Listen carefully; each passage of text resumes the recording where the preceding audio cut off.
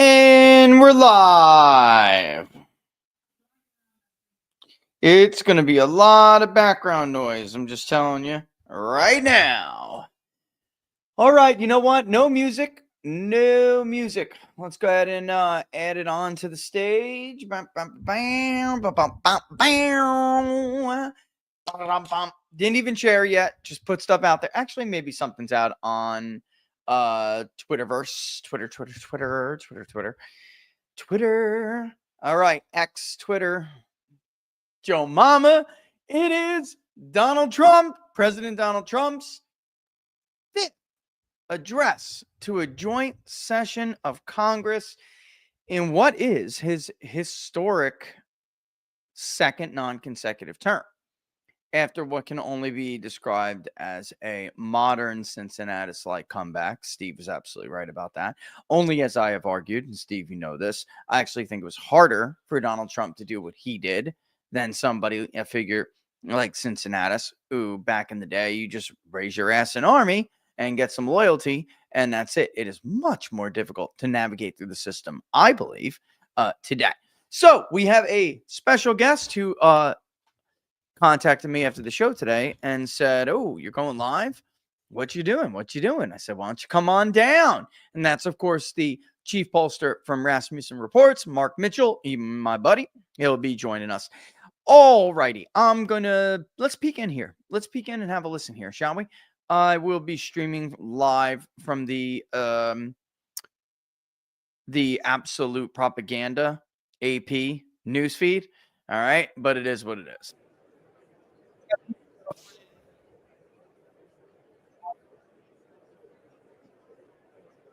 Myself a nice tall glass of drink me some Essentia. Enjoy.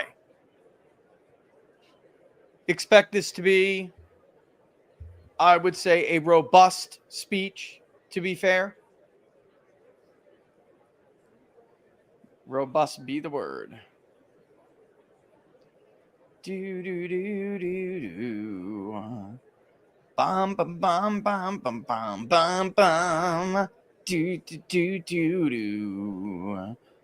Do do do do. Da na na na na. Dun dun dun dun dun. Bam bam bam bam bam bam bam bam bam.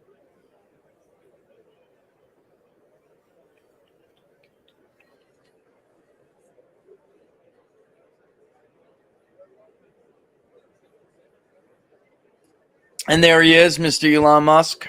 You can see him. You're looking at the Associated Press with his little mini bottle of water. Little Elon. This mini bottle of water. Talked to somebody today who had said, "I'm starting to lose respect for Elon. I like the guy." And we said, "Why? Please tell us, enlighten us." And he said, "Because I like what he's doing with Doge. I like what they're doing with it. The government's useless. Why keep anybody at all?" So this guy's critique was not, "Oh, I'm concerned that, yeah, well, you know what? If you don't like them showing, cover yourself up." Anywho, I want Elon to just basically slash everything to pieces. That's what they said. So, like, why are you running Doge if you're not dismantling everything? Because now, as we all can see clearly, they do nothing except for steal our hard-earned money. And this is a guy who is not your textbook, "I'm a Trump voter," and that's all. I mean, that's what he had to say, about as diehard as it gets. You know what? While we wait, I do see our buddy Mark has joined us, so we can always go back to the screen, but let's just go and, peek in and say hello to Mark. Give me 1 second, Mark. Give me a thumbs up when you're ready, brother.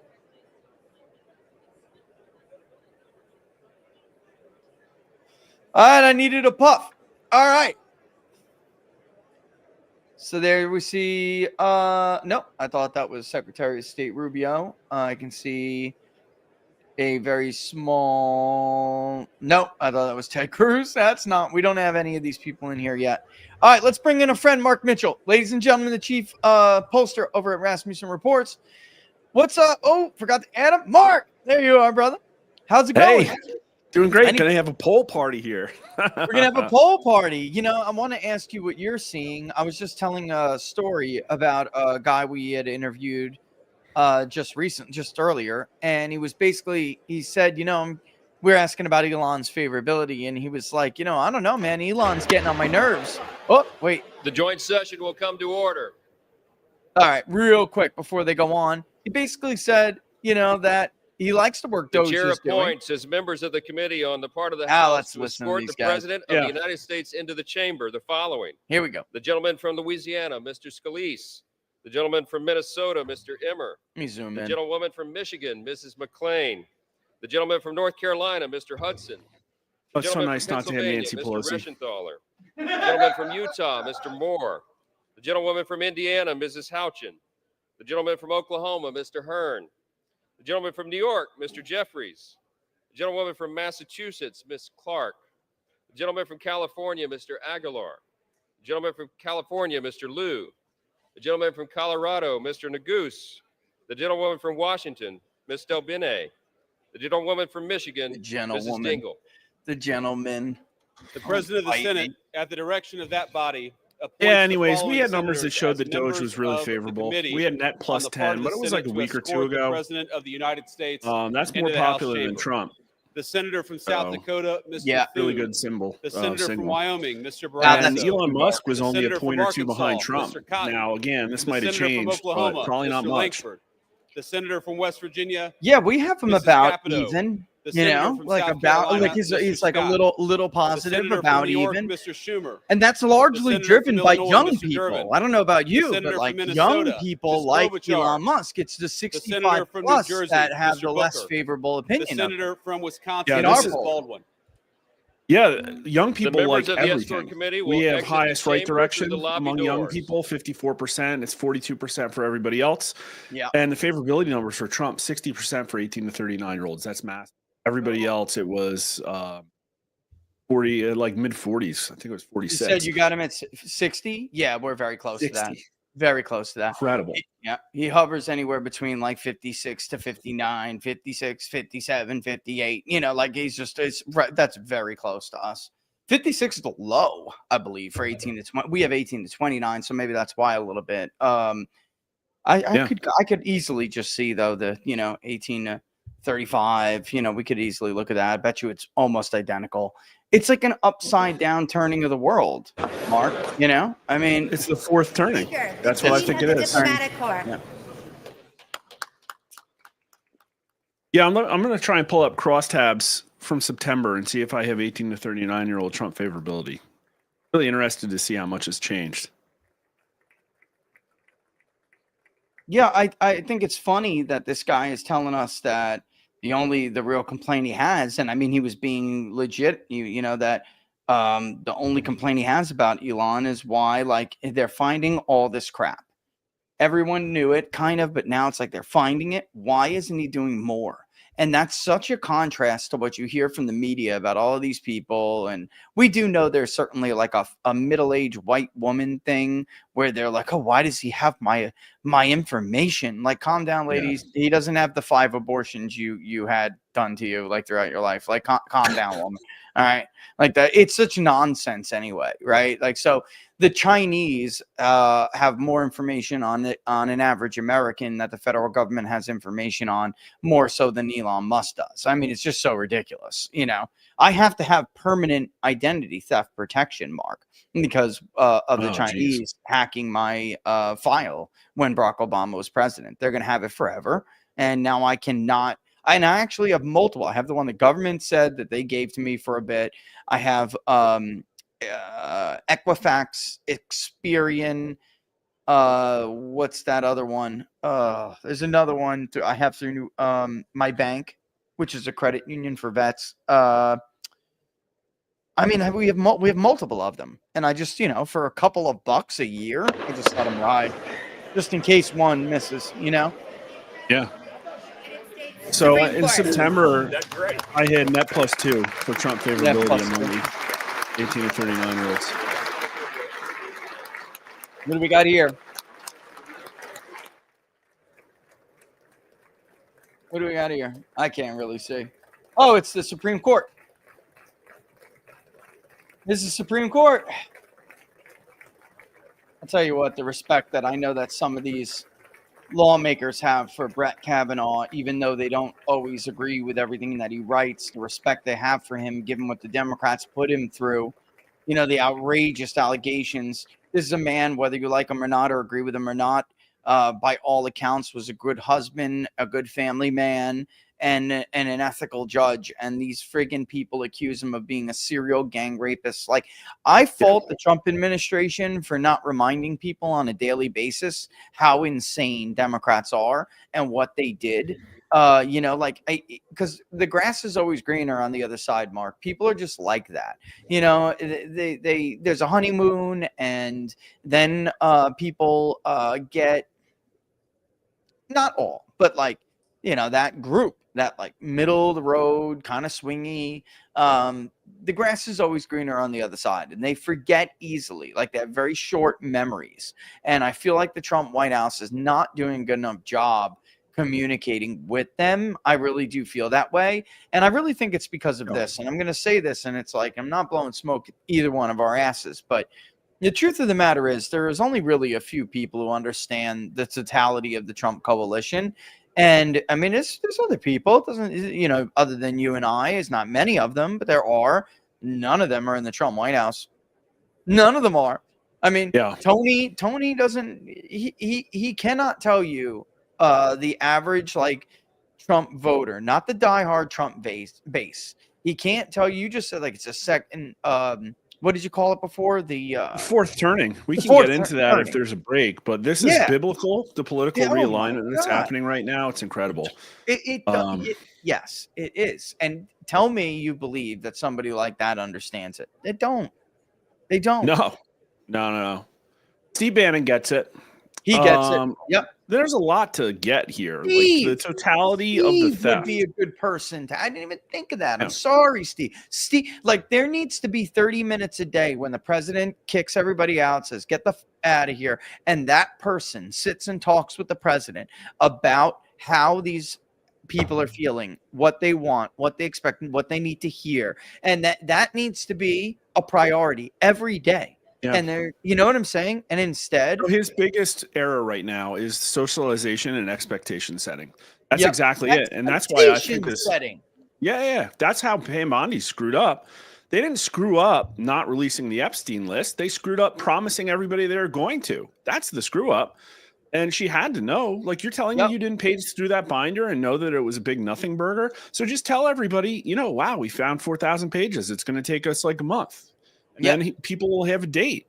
And then you better hit that date.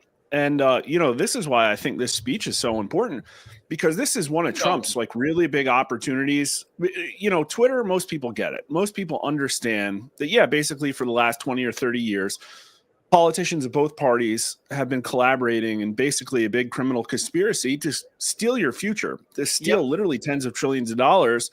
And they all, you know, this is like Nuremberg trials kind of stuff here. I mean, it involves mass murder. And we probably won't see that, but to your average normie who watches the Super Bowl and gets Axios push notifications about the chaos going on in the Trump administration, they have no idea. That's why I thought it was a crazy good idea for Elon Musk. It was a rumor, but to take out those 5 Super Bowl ads and tell people the kind of stuff. So if I were Trump in this speech, I would spend a good 15 minutes just making everybody literally vomit about how bad the theft is. Yes, it has to be completely laid bare. And it doesn't matter. All of these fake concerns about hurting or damaging the nation in some way by letting out these ugly secrets. No, you're going to damage the nation by hiding them and pretending like they don't really exist, or worse, operating as the status quo political opposition when your enemies are trying to cover up something like this. So you're right. There is murder involved. It is Nuremberg level, and it requires that level of attention and respect to it. You know, like we deserve that. The voter who elected Donald Trump, the people whose future they've stolen, they deserve that.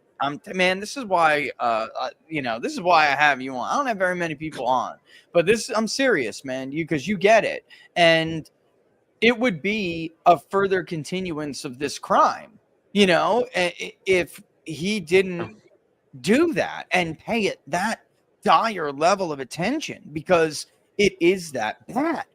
And it's all right to tell people it's okay.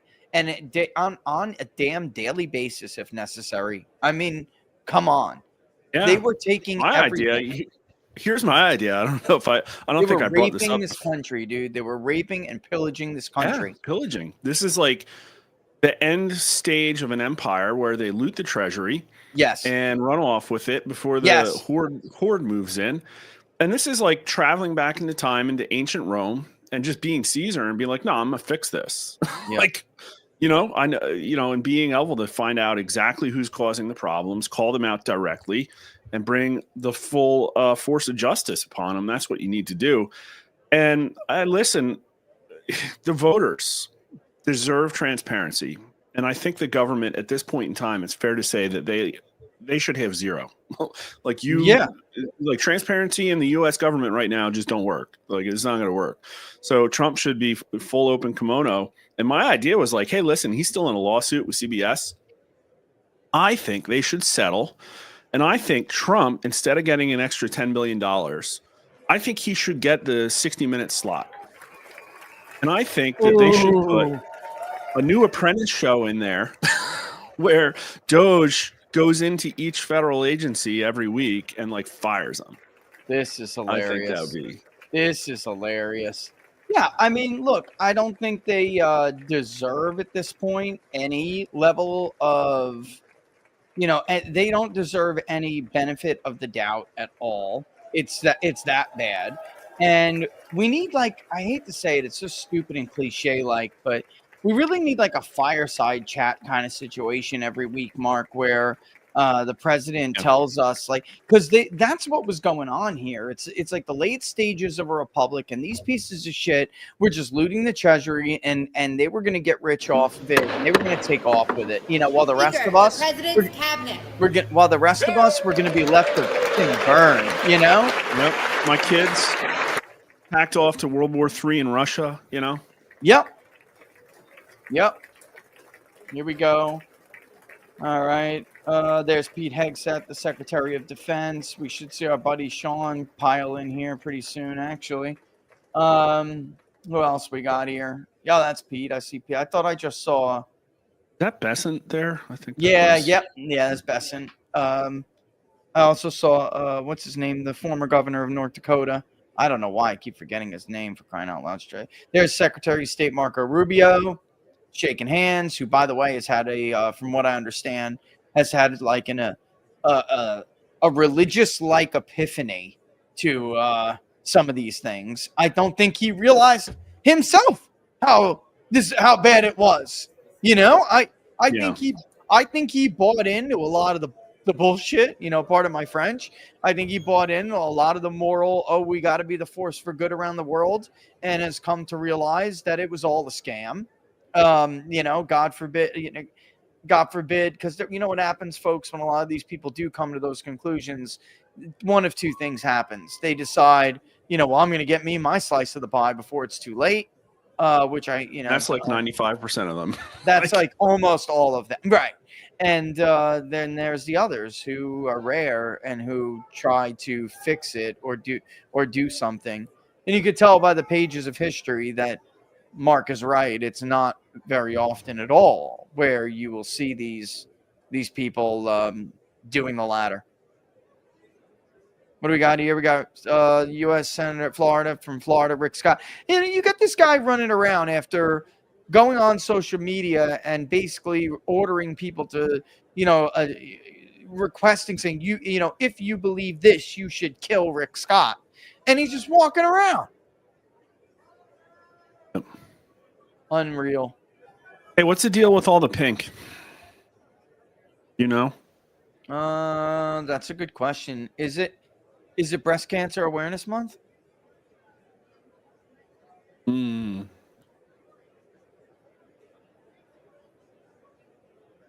They're all Democrats, though. It's October. Breast Cancer Awareness Month. Is it? Okay, I honestly. Yeah, and I'm seeing like fuchsia here. I wonder what I wonder. I have to look this up in my Color Revolution playbook here. It must be I don't know. ugly. It must be ugly ass white woman wardrobe month. Sorry, I just said that out loud. Whoops. I don't police like. are coming. I don't like it. I'm not a fan, brother. I'm not a fan. I don't know. I do like pink. I like women in pink. I don't know. That's not really pink though. It's like a fuchsia. Yeah, that's weird. There's Pam Bondi, who we were just talking about. That was the, again, I didn't jump down her throat, but I think you're absolutely right. It's the expectations game. So much of politics is about expectations. Yeah, and I think the tit for tat between the FBI and the DOJ doesn't play well. Like that should have been. It's like we should have expected stonewalling. Like give yourself a more reasonable timeline. And lucky for them, the thing at the White House happened the very next day, so it wasn't really in the news cycle. And I think they'll fix it. And I think her segment on Hannity was better. Like so, I think she's getting better at her job. But yeah. I think you're probably right. Happy to hear the interest in the Tina Peters case. Yeah. There's you know what I do tell people, because there was so much that did go on in the last 4 years, even more, like when they were just coming at him with everything when he was president, that he wasn't able to address so much, that there was so much going on, and a lot of it very quietly, that it does take some time. The guy's been in for less than what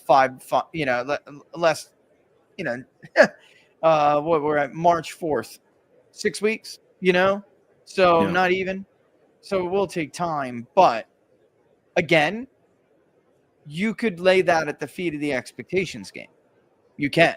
Because Trump in many ways got started with a bang. Went after immigration immediately. He did fix a lot of stuff immediately, but that alone sets expectations that he can address everything, any issue right away, and fix it right away. When it comes to the blob, they're not communicating this. This is going to take time. No, he should flatly tell people no president has been in charge of the blob since they killed JFK. Like it's not going to be that easy. This is a long-term battle on our hands. I'm trying 300%. I'm trying to stop the raping and pillaging of our country first. Brock has no idea why they're wearing fuchsia. No. There's a lot of them, bro. And it's from one side, so it's got to be some stunt Democrats are put. They're just not serious. They're always just pulling some bull stunt, man. Remember the white last time? I mean, they just can't be serious about anything. Everything's got to be a stunt. But I was hoping they would do something even more childish, because somebody was there was a list. I think it might have been an Axios report, maybe yesterday or early today, where they were actually talking about bringing like noisemakers or signs or verbally protesting. They might still do it. I think we might see some crazy hijinks. If that would be the worst thing they could do, but I'll keep myself quiet because I want them to do it. Hard agree. I mean, because no matter what you can say about where the American public is right now, if they're angry with Trump over something, or they're getting frustrated with Trump over something, it's with good intentions. It's like, they're still on the right. They're still on the right, like quite literally right side of the issue. And like, they want something to be done about it quicker kind of thing. Like that is what we're hearing. So to pull a stunt like that would re-piss off the American public, because they want people to take this stuff seriously. They do. They're tired of everybody taking this as this is all a joke or something. It's not. Everyone knows everyone knows what the situation is now, Mark. That's one good thing. It's like the American people have no delusions about how bad this is now. Although they need, again, it's just human nature. They need to be reminded often. So I hear a conversation on Twitter. The word pink is being talked about a lot. about wearing it as a protest color, but pretty funny for them to wear For pink what? to protest what, I don't know, but the day after they voted against protecting girls in sports. Yeah, this is, I don't understand like where this Yeah. goes, right? Because this is the party that favors legalized women beating now. Yeah, exactly. And wants to save Ukraine by instigating World War III. Yeah, the Madonna.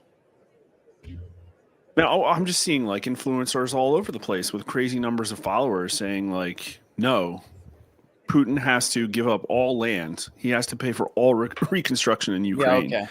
Sure. It's like who and what army? Oh yeah, that's right, the United States Army.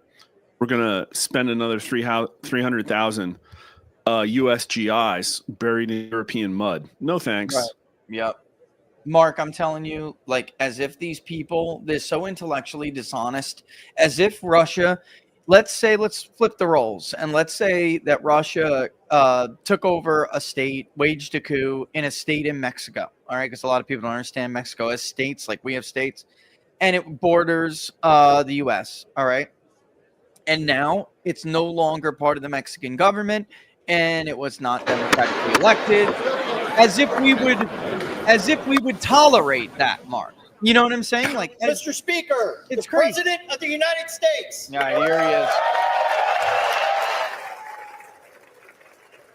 Notice the Associated Press lowers the volume. They're such pieces of shit. You see that? Yeah, they don't. What is it? They don't want to make it look like they're trying popular. to prevent hot mic. Oh, that's what it is. Yeah. They want to make. I thought you lowered the mic before, but that was them. That's the Associated Press. They're messing with the feed. Yeah. Yep, I'd say- definitely suppressing the applause. Yep, they are. They don't want it to seem like he's popular. Unbelievable, dude. Unbelievable.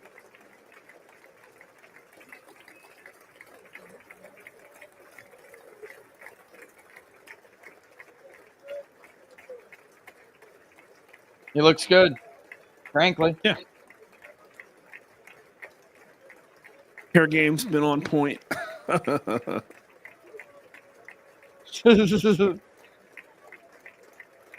Sure, he'd be happy to hear that, you know?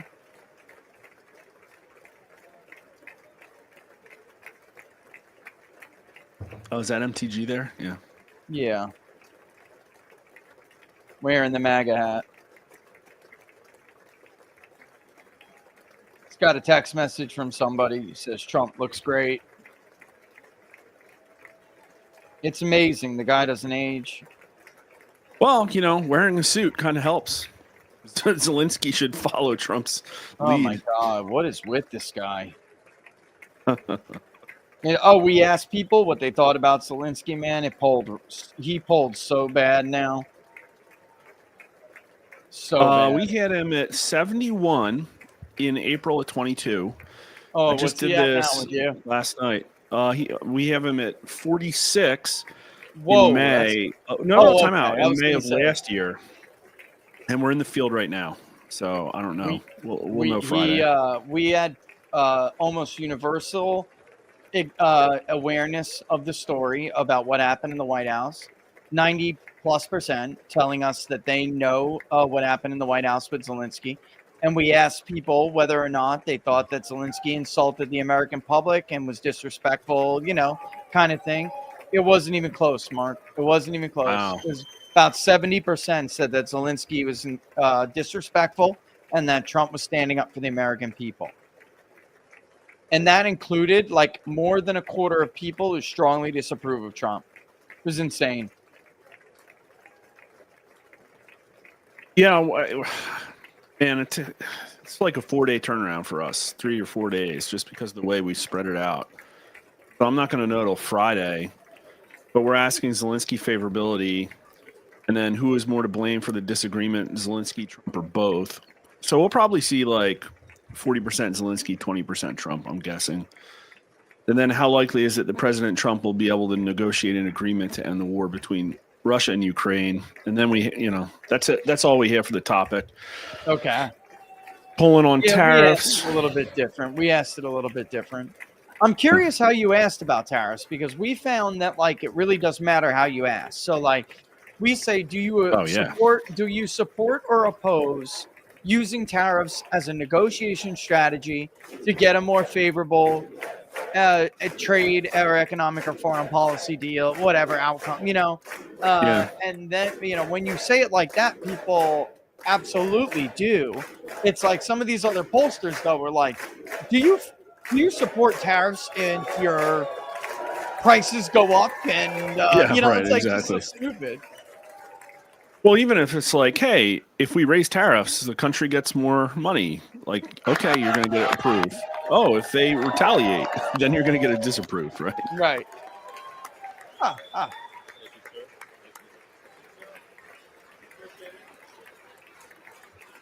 We said, do you think that tariffs on foreign goods imported in the U.S. should be increased, decreased, or kept the same? And then would increasing tariffs on imports be good or bad for the U.S. economy? I wanted to get a little experimental with retaliatory tariffs, but that's how we want. That's why we picked the way we did, because we wanted to make it, clear that like obviously this isn't just to be a prick, like there's a real thing, a real school of thought behind this. Oh, chat points out, is JD Vance really tall or is Mike Johnson really He's tall. short? No, he's tall. JD's a tall guy. Mike's he's a little taller than me. JD's tall.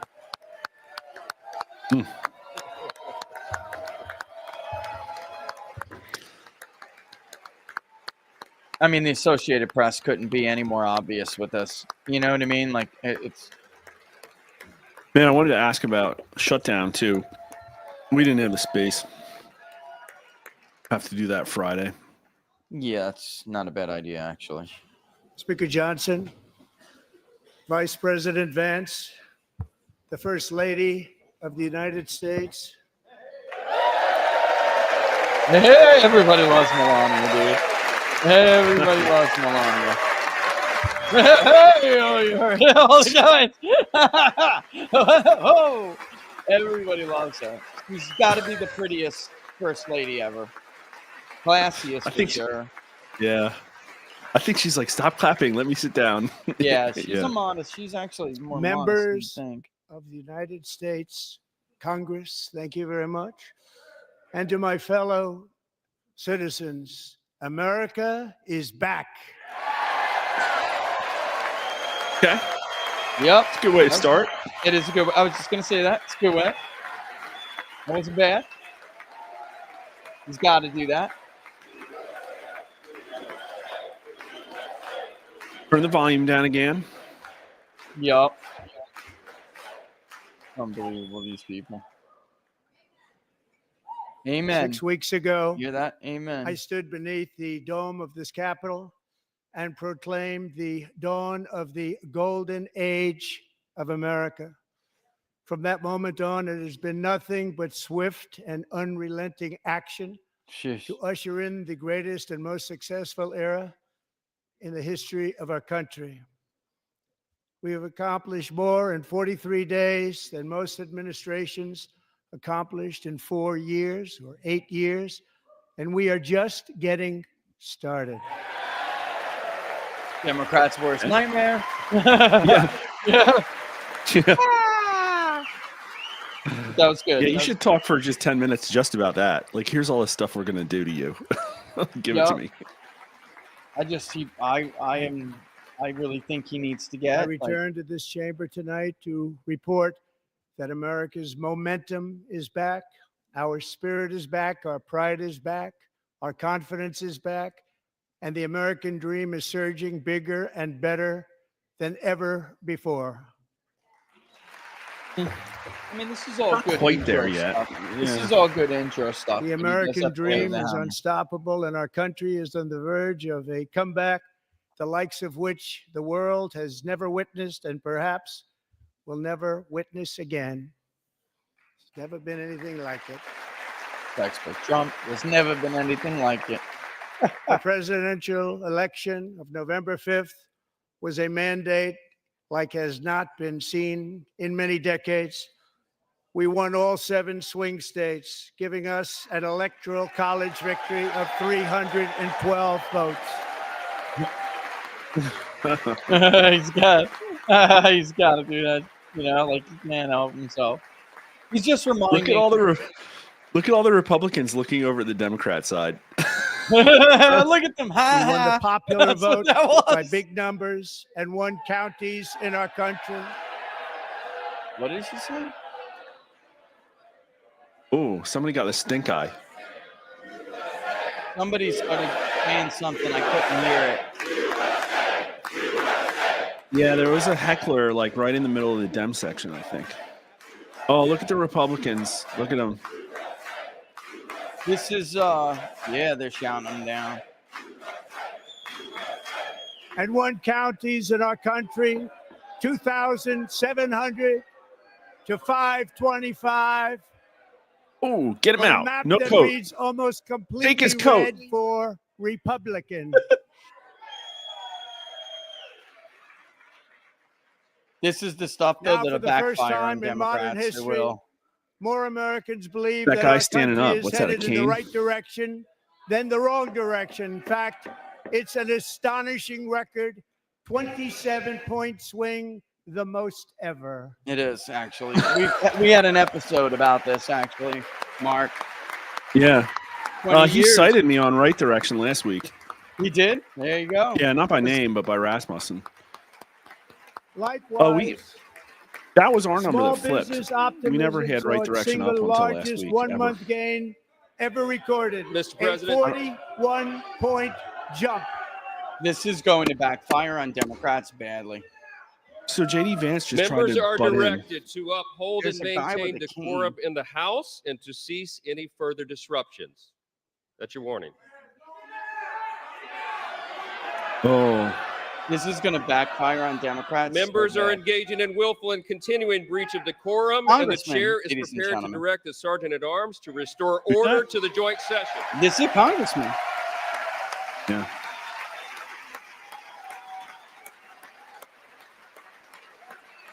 Come on, throw him out. Take his coat.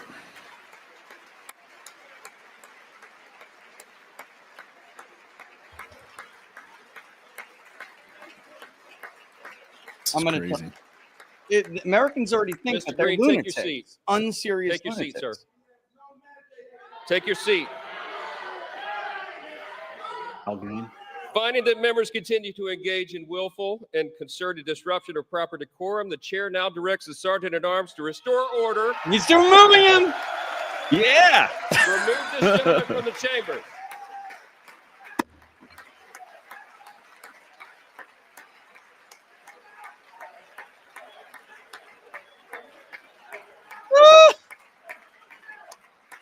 The Sergeant at Arms is going to remove him. It's not cute. It's not cute. Go.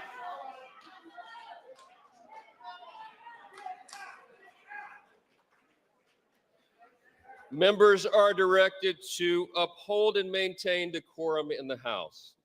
Mr. President, you continue. Thank you.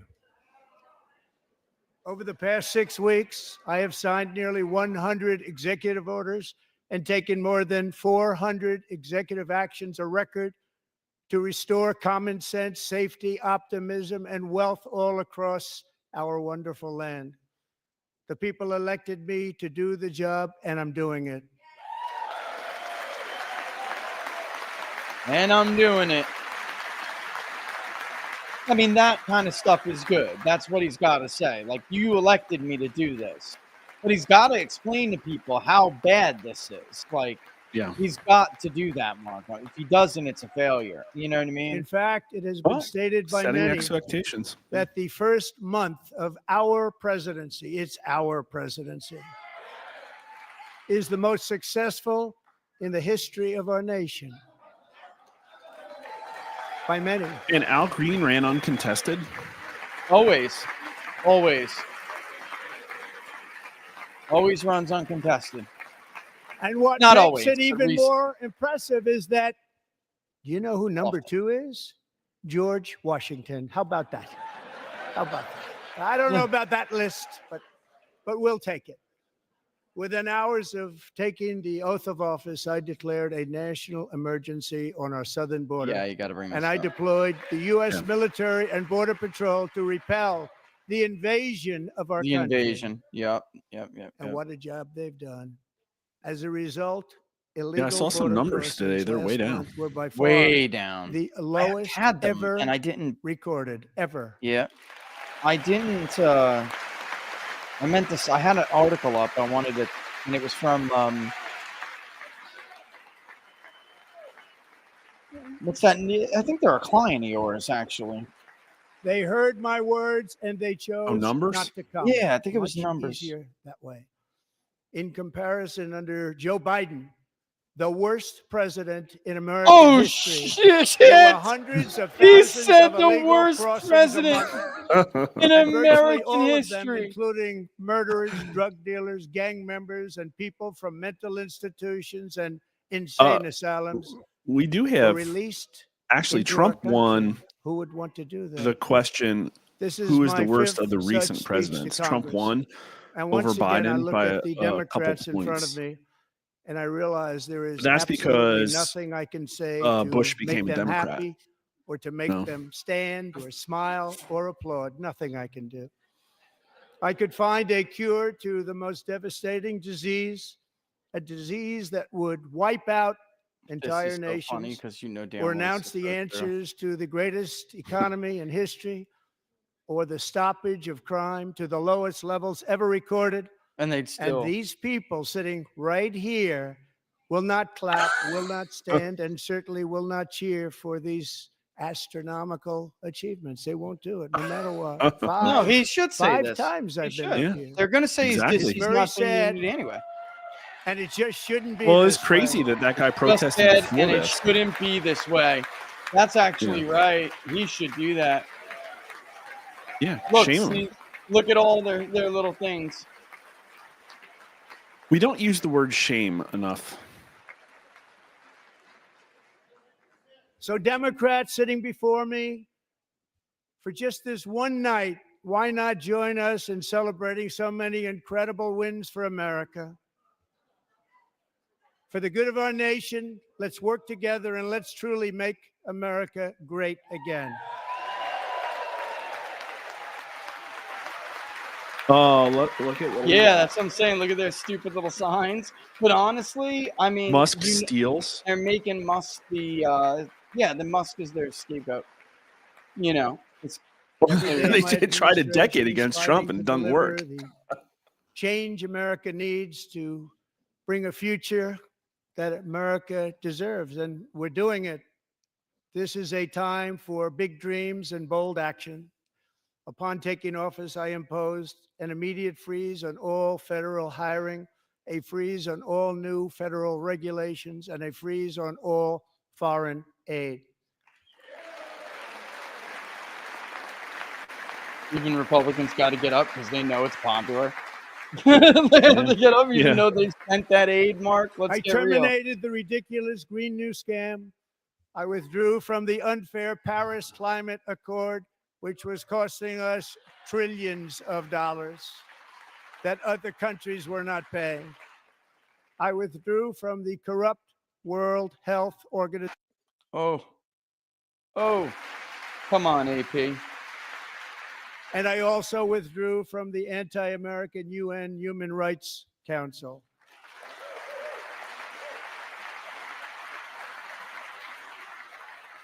We ended all of Biden's environmental restrictions that were making our country far less safe and totally unaffordable. And importantly, we ended the last administration's insane electric vehicle mandate, saving our auto workers and companies from economic destruction. He's saying the right words. Yeah, so far. I would honestly get To even more. unshackle our economy, Me, though. I have directed that for every one new regulation, 10 old regulations must be eliminated, just like I did in my very successful first term. Man, I'm looking at Al Green, the counties around Texas 9th, and none of them are like super blue. And in that first term, we set records on ending unnecessary rules and regulations It's just like one of no those other districts president had where done Republicans before. are terrified. We ordered try to all field federal somebody. workers to return to the office. They will either show up for work in person or be removed from their job. No more. We expect them to work as hard as the American public works.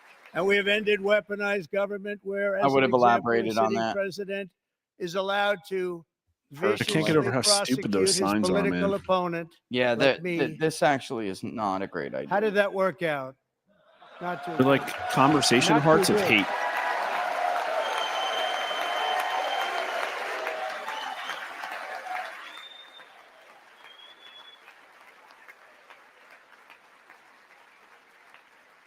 And I have stopped all government censorship and brought back free speech in America. It's back.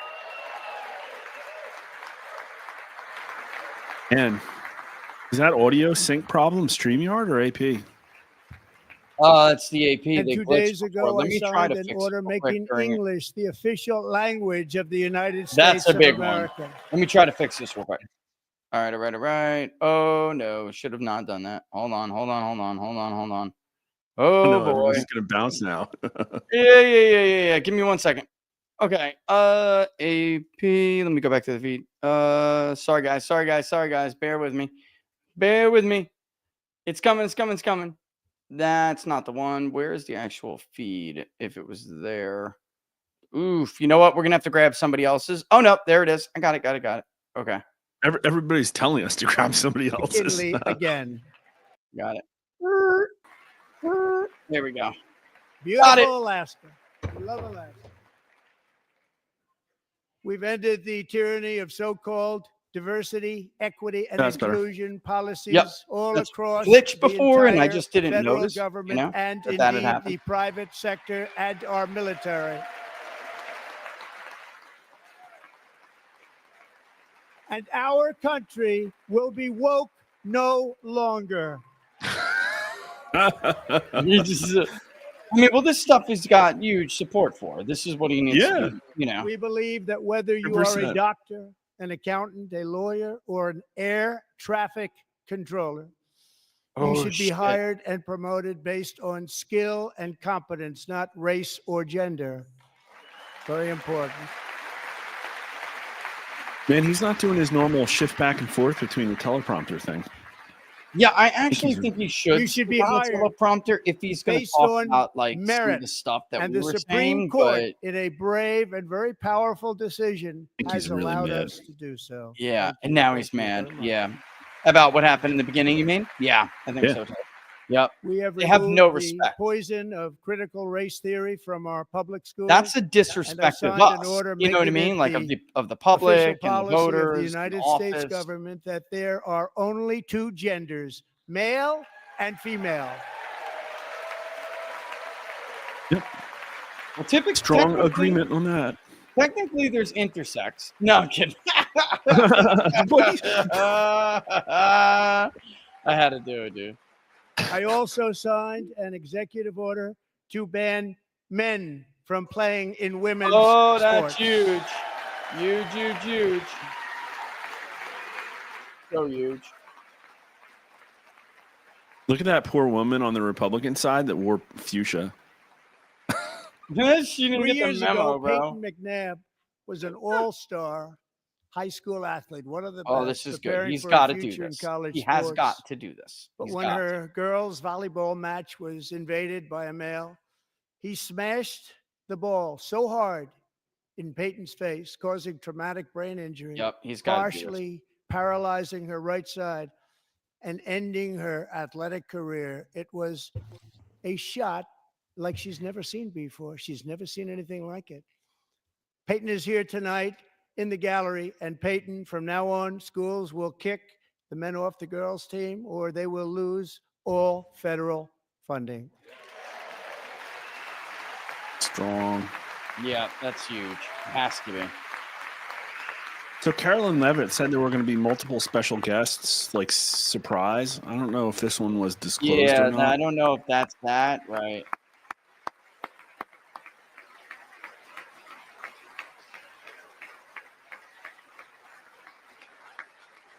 Look at her. Poor girl. And if you really want to see numbers, just take a look at what happened in the women's boxing, weightlifting, track and field, swimming, or cycling. Look at the Olympics. Where a male recently finished a long distance race 5 hours and 14 minutes ahead of a woman for a new record by 5 hours. 5 hours Broke and the record by 14 minutes, 5 bro. hours.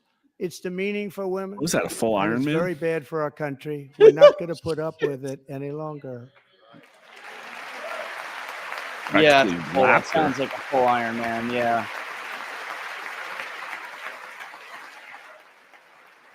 But I would have been stronger, Mark. I would have said, you know, this party tried to What I've legalize just women described beating. is You know, only a like, small fraction of the common sense revolution that is now, because of us, sweeping the entire world. Common sense has become a common theme, and Ooh, I we don't know will about that was Europe. good. never That was a good go line. back. Never. That was a good line. Never going to let that happen. That was a good line. Common sense has become a common theme. Among my My own very world's over. highest priorities is to rescue our economy and get dramatic and immediate relief to working families. As you know, we inherited from the last administration an economic catastrophe Yep. and an inflation nightmare. Yep. There it is. You have to Their say that. policies drove up energy prices, pushed up grocery costs, Yep. and drove Have the to say it. necessities of life out of reach for millions and millions of Have to Americans. say We've it, dude. Never had anything like it. We've suffered the worst inflation in 48 years, but perhaps Oh, he's even eating this up. in the history Yep. of our country. This is the way it's got to go. As This is president, it. I'm fighting every day to reverse this damage and make America affordable again. There it is. That's got to be done. That's That's what we call a YFG speech in the Navy. YFG. Yeah. Joe Biden especially let the price of eggs get out of control. He said eggs. The egg price is out of control. And we're working hard to get it back down. Secretary, do a good job on that. You inherited a total mess from the previous administration. Do a good job. I should have said like Joe Biden killed 100 million chickens or something, you know. Chicken killer. A major focus of our fight to defeat inflation is rapidly reducing the cost of energy. The previous administration cut the number of new oil and gas leases by 95%, slowed pipeline construction to a halt, and closed more than 100 power plants. We are opening up many of those power plants right now.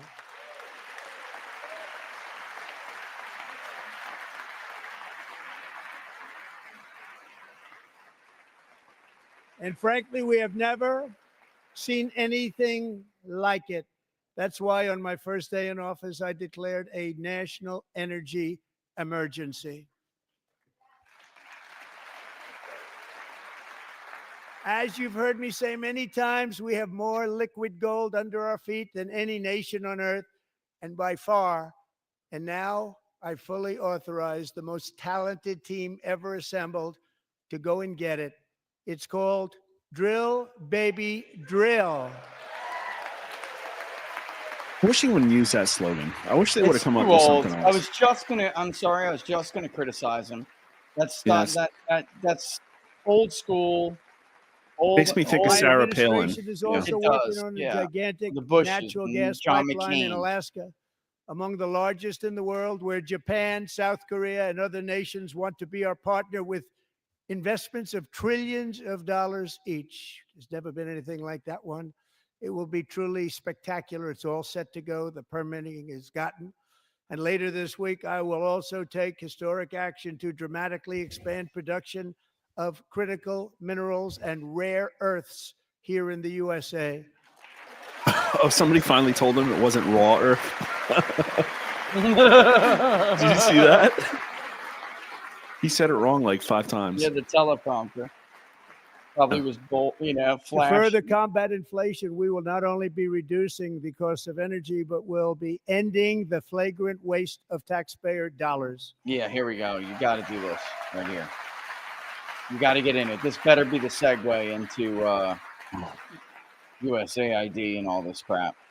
And to that end, I have created the brand new Department of Government Efficiency. There it is. Doge. Oh, he's like tempting him. Perhaps you've heard of it. He said, perhaps you've heard of it. I wonder what Perhaps single you've heard of it. I wonder which one he's looking Which at. is headed by Elon Musk, who is in the gallery tonight. He keeps looking at the same spot on the Democrat side.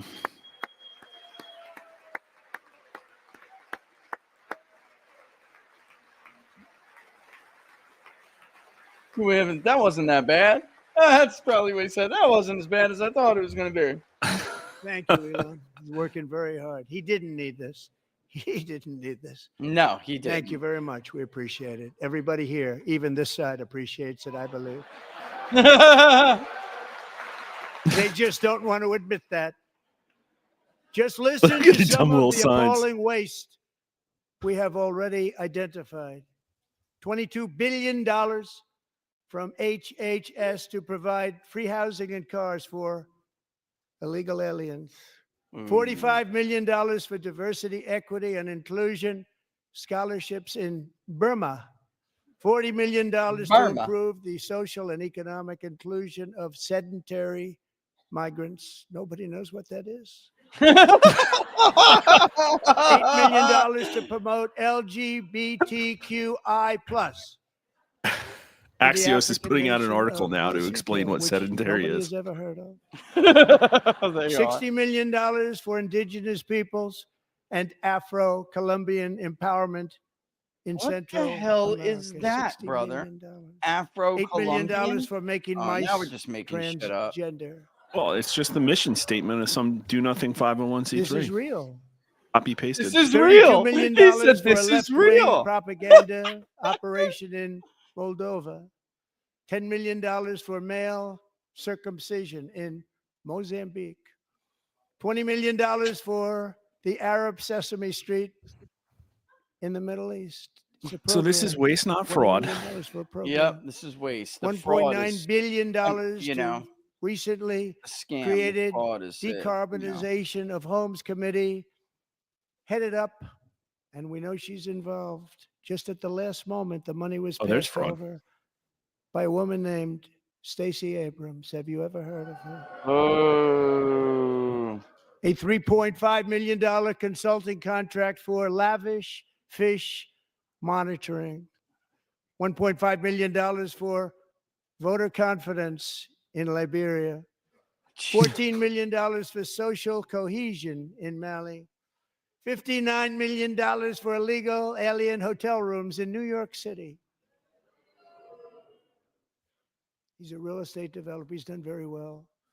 $250,000 to Brother. increase vegan local climate action innovation. This In is good. Zambia. He should stick to this. $42 million for social and behavior change in Uganda.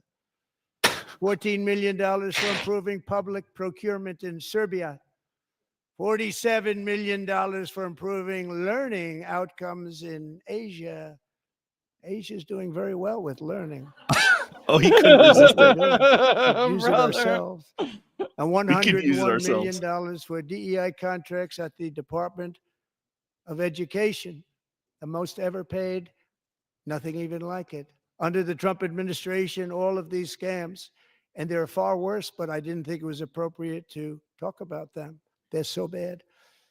Many more have been found out and exposed and swiftly terminated by a group of very intelligent, mostly young people, headed up by Elon. You and we didn't say the appreciate it. drag We opera. found I'm hundreds bummed. of billions of dollars of fraud.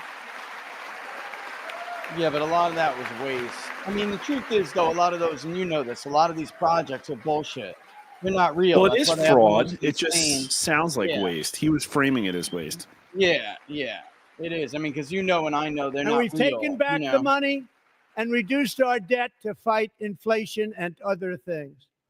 Taking back a lot of that money. We got it just in time. This is just the beginning. The Government Accountability Office, a federal government office, has estimated annual fraud of over $500 billion in our nation, and we are working very hard to stop it. We're going to. We're also identifying shocking levels of incompetence and probable fraud in the Social Security program for our seniors, here we go. and that our seniors and people that we love rely on. Believe it or not, government databases list 4.7 million Social Security members from people aged 100 to 109 years old. It lists 3.6 million people from ages 110 to 119. I don't know any of them. I know some people that are rather elderly, but not quite that elderly. 3.47 million people from ages 120 to 129. 3.9 million people from ages 130 to 139. I mean, I got them all over the voter files. I 3.5 million people. I've been saying this for years. From ages 140 Just tell us how many are getting payments. to 140. You know they know. And money is being paid to many of them. And we're searching right now. In fact, Pam, good luck. Good luck. You're going to find it. But a lot of money is paid out to people because it just keeps getting paid and nobody does. And He's looking at Democrats, folks. Social Security, it hurts our country. 1.3 million people from ages 150 to 159, and over 130,000 people, according to the Social Security databases, are age over 160 years old. We have a healthier country than I thought, Bobby.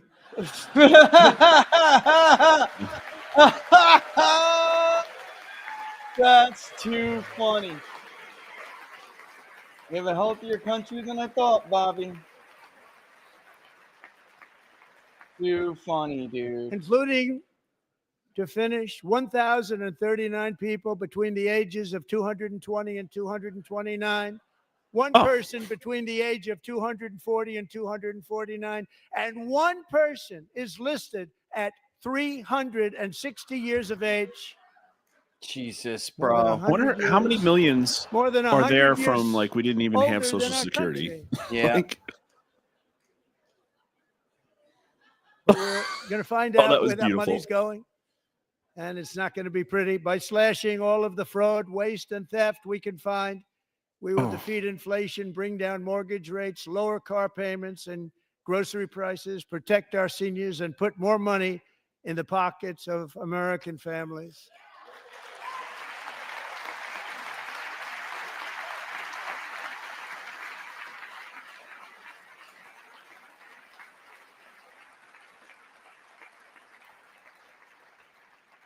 And today, interest rates took a beautiful drop, big, beautiful drop. It's about time. Yeah, they did. And in the near didn't even future, see. I want to Yeah. do what has not been done I did. in 24 I've been looking years. at when I can maybe Balance the potentially federal budget. sell We're going to and balance it. potentially sell and get something else, brother, you know? yeah. Oh, I'm waiting for a crash to buy something. We're renting right now. That's what I mean, you know. I hate to say it, but I'm waiting on an opportunity, you know. Yeah. With that goal in mind, we have Well, at developed least you're not in selling great in DC. detail what we are calling the Shit. Gold Card, which goes on sale very, very soon. For $5 million, we will allow the most successful job-creating people from all over the world to We buy polled a on this. path to U.S. citizenship. Did you? It's like the green card. Yeah, it's not but, out yet. Let me better grab it. and more sophisticated. And these people will have to pay tax in our country. They won't have to pay tax from where they came. The money that they've made, you wouldn't want to do that, but they have to pay tax, create jobs. They'll also be taking people out of colleges and paying for them so that we can keep them in our country instead of having them being forced out. 40 Number one at the approve, top 47 schools, an example, disapprove. being forced out in And then not we being asked, allowed to stay and create do you want tremendous poor numbers of immigrants jobs who and work great or success rich for immigrants who bring a investment money? company out there. So while we And take out Democrats want poor. the criminals, killers, traffickers, and child predators who are allowed to enter our country under That's the a good open border question. policy of these people, the Democrats, really the good- Biden administration, the open border insane policies that you've allowed to destroy our country. We will now bring in brilliant, hardworking, job creating people. They're going to pay a lot of money, and we're going to reduce our debt with that money. There's a lot of opportunities for creativity in here, to be honest, but Yeah, I honestly think it's so far it's okay. It's a good. Have It's given us okay, a but it's not mandate what for I bold and profound thought change. For nearly 100 like years, thought the he should federal do. bureaucracy We'll see though. has He's still grown good. until it has crushed our freedoms, Here, ballooned our maybe here we deficits, go. and held back America's We'll potential see. in every possible way. oh, The there it is nation again. founded by pioneers and risk takers now drowns under millions and millions of pages of regulations and debt. Approvals that He's should take just went 10 around days the to room get and them. instead take 10 years, 15 years, and even 20 years before you're rejected. Meanwhile, we have hundreds of thousands of federal workers who have not been showing up to work. My administration will reclaim power from this unaccountable bureaucracy, and we will restore true democracy to America again. It's probably the appropriate level of scorn. Yeah, I was thinking I don't know, like maybe he's right and I'm wrong. You know what I mean? Well, he's just leaving something on the table for the future. And any federal bureaucrat who resists this change will be removed from office immediately. Yeah, that's gotta happen. Because we are draining the swamp. It's very simple. And the days of rule by unelected bureaucrats are over. There it is. I mean, that's got to be said. And let Democrats clap. Let Democrats boo. You know what I'm saying? That the Democrats boo. I would love to hear him call this a counter-revolution. And the next phase of our plan to deliver the greatest economy in history is for this Congress to pass tax cuts Yeah, this for has everybody. to be personal. They're in there. They're waiting for you to vote. And I'm sure that This the has to people be on permanent. my right, I mean, I don't mean the Republican right, but my right here, I'm sure you're going to vote for those tax cuts because otherwise I don't believe the people will ever vote you into office. So I'm doing you a big favor by telling you that. But I know this group is going to snap. be voting for the tax. Any Republicans sitting down? There's a few in the back.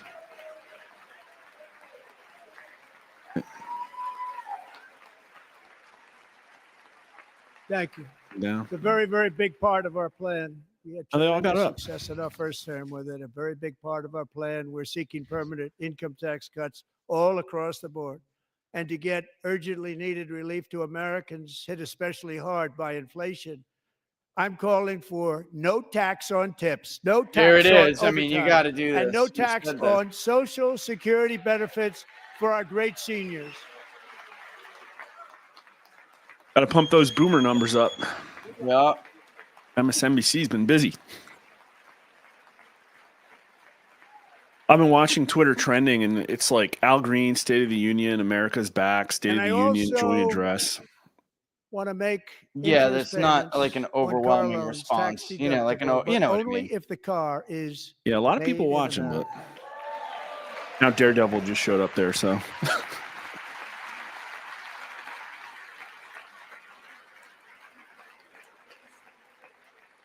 And by the way, we're going to have growth in the auto industry like nobody's ever seen. Plants are opening up all over the place. Deals are being made. Never seen. That's a combination of the election win and tariffs. It's a beautiful word, isn't it? That, along with our other policies, will allow our auto industry to absolutely boom. It's going to boom. Spoke to the majors today, all three, the top people, and they're so excited. In fact, already numerous car companies have announced that they will be building massive automobile plants in America, with Honda just announcing a new plant in Indiana, one of the largest anywhere in the world.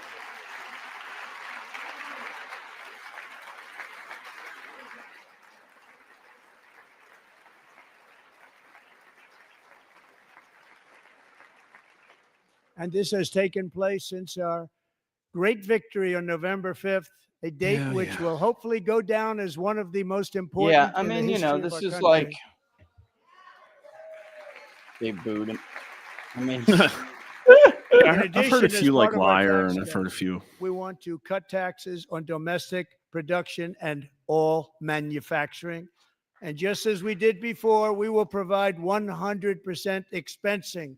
It will be retroactive to January 20th, 2025. And it was one of the main reasons why our tax cuts were so successful in our first term, giving us the most successful economy in the history of our country. First term. We had a great first term. Yeah, right before the coup hit, I had a really high right direction. If you don't make your product in America, 47, I however, think under the 46. Trump administration, you will The pay a second tariff, highest and in some up until cases, last a week. rather large one. Other countries have used tariffs against us for decades, and now it's our turn to start using them against those other countries. On average, the European Union, China, Brazil, India, Mexico, and Canada, have you heard of them? And countless other nations charge us tremendously higher tariffs than we charge them. It's very unfair. India charges us auto tariffs higher than 100%. China's average tariff on our products is twice what we charge them. And South Korea's average tariff is 4 times higher. Think of that, 4 times higher. And we give so much help militarily and in so many other ways to South Korea. But that's what happens. This is happening by friend and foe. This The system US has is been not the fair country to the world's United bitch. States and never was. And so on April 2nd, friend I wanted to make info. it April 1st, but I didn't want to be accused of April Fool's Day. That's not, just one day cost us a lot of money. But we're going to do it in April. I'm a very superstitious person. I can't believe you April did that. 2nd, reciprocal tariffs kick in. And whatever they tariff us, other countries, we will tariff them. That's reciprocal, back and forth. Whatever they tax us, we will tax them. If they do non-monetary This is the right way to tariffs sell it. By the way, this is the right way to to keep sell it. us out of their market, then we will do non-monetary barriers to keep them out of our market. There's a lot of that too. They don't even allow us in their market. Cool. Let's We make will cheap take plastic in crap in the trillions U.S. and again. trillions of dollars and create jobs like Shit. we Get have the never Walmart and seen Amazon. before.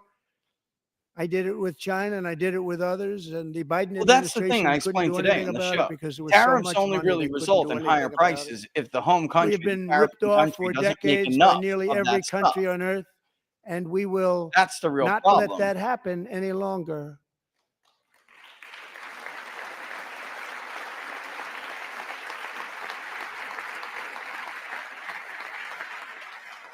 Much has been said over the last 3 months about Mexico and Canada, but we have very large deficits with both of them. But even more importantly, they've allowed fentanyl to come into our country at levels never seen before, killing hundreds of thousands of our citizens and many very young, beautiful people, destroying families. Yeah, the Nobody's local ever seen elected. anything like it. We lost their They son. are in before effect Christmas. receiving subsidies of hundreds of billions He of went out with his dollars. friends, We pay man. subsidies to Guy's Canada, not a partier. He just thought it was to a. He Mexico, just thought it was hundreds a of billions of Percocet. They were dollars, like, and the "Oh, United take it," States you will know, not like be doing that they actually any arrested longer. the We're woman not who gonna gave do it any to him. longer. It was a freaking mother, bro. Oof. They arrested her. She's being held Thanks on to like $1 million our bail. America She was First 19 years policies old. we're putting into Good. place, we have had Yep. $1.7 trillion of new Of course, investment in middle-aged white America woman, in just by the the way. past few weeks. The combination of the election They need validation. and our economic policies Take that it. people Take of it, honey. SoftBank, one Take of the it. most brilliant anywhere in the Oh, I world, need you to be my announced a friend. $200 billion investment. It was the friend's mother. OpenAI Believe and this shit? Oracle, Larry Yeah. Ellison, announced $500 billion investment, which they wouldn't have done. You know, they if talk about the Kamala crisis of had won. masculinity, but I think Apple women are just as, if not more, screwed up. $500 billion investment. Oh, I Tim Cook definitely think we have a problem Called with me. He said, I cannot certain spend it women in fast the enough. It's going to be country, much higher than that. I their believe. mental state. They'll I'm be just being real. building their plants here instead of in China. And just yesterday, Taiwan Sorry. I Semiconductor, mean, I the don't biggest in the world, apologize most for it powerful in at the all. world, has a tremendous amount, 97% of the market, announced a $165 billion investment to build the most powerful chips on earth right here in the USA. Good, man. Get it back out of Taiwan. Yep. Don't want to be stuck going to World War with major superpowers. And we're not giving them any money. Your CHIPS Act is a horrible, horrible thing. We give hundreds of billions of dollars, and it doesn't mean a thing. They take our money and they don't spend it. All that meant to them, we're giving them no money. All that was important to them was they didn't want to pay the tariffs. So Of they came and course. they're building, and many other companies are coming. We don't have to give them money. We just want to protect our businesses and our people. And they will come because they won't have to pay tariffs if they build in America. So it's very amazing. You should get rid of the CHIP Act, and whatever's left over, Mr. Speaker, you should use it to reduce debt or any other reason you want to. Man, they should start building plants in Baltimore. Think about all of the Oh my formerly God. employed government workers that are going to need work. A lot of the issues with mental A new illness in trade this policy country is will also because be we, great for the as a country, American don't farmer. I produce love the anything, farmer. and the people don't have the feeling that they're Who will now be selling accomplishing anything. You know what I'm into our saying? home market, the Oh, yeah. USA, It's a real because problem, nobody is man. going to be able to compete with you. That's why the federal workforce is so Because insane. Goods that come in from That's right. I other actually asked countries Grok, and companies, and they're Grok said really in DC a leads the bad nation in trans position in so identification. many different ways. They're Oh, I'm not at all uninspected. surprised. They may be very Are dirty you? and I mean, damn, disgusting, that and No, that they makes come to the I was total border sense. just- That makes and they hurt total our sense to American me, actually. farmers. The tariffs Does. will DC is so weird. thorn I've been going into agricultural Google product Trends coming into America, and finding our, just insane our farmers things. starting After on we April talked about 2nd, that suicide may thing, I be a started little bit doing of the an same thing. investment period. We had that Yeah. Like, before when I made let the me deal look with this China, up. Sure as $50 hell billion enough. of You know?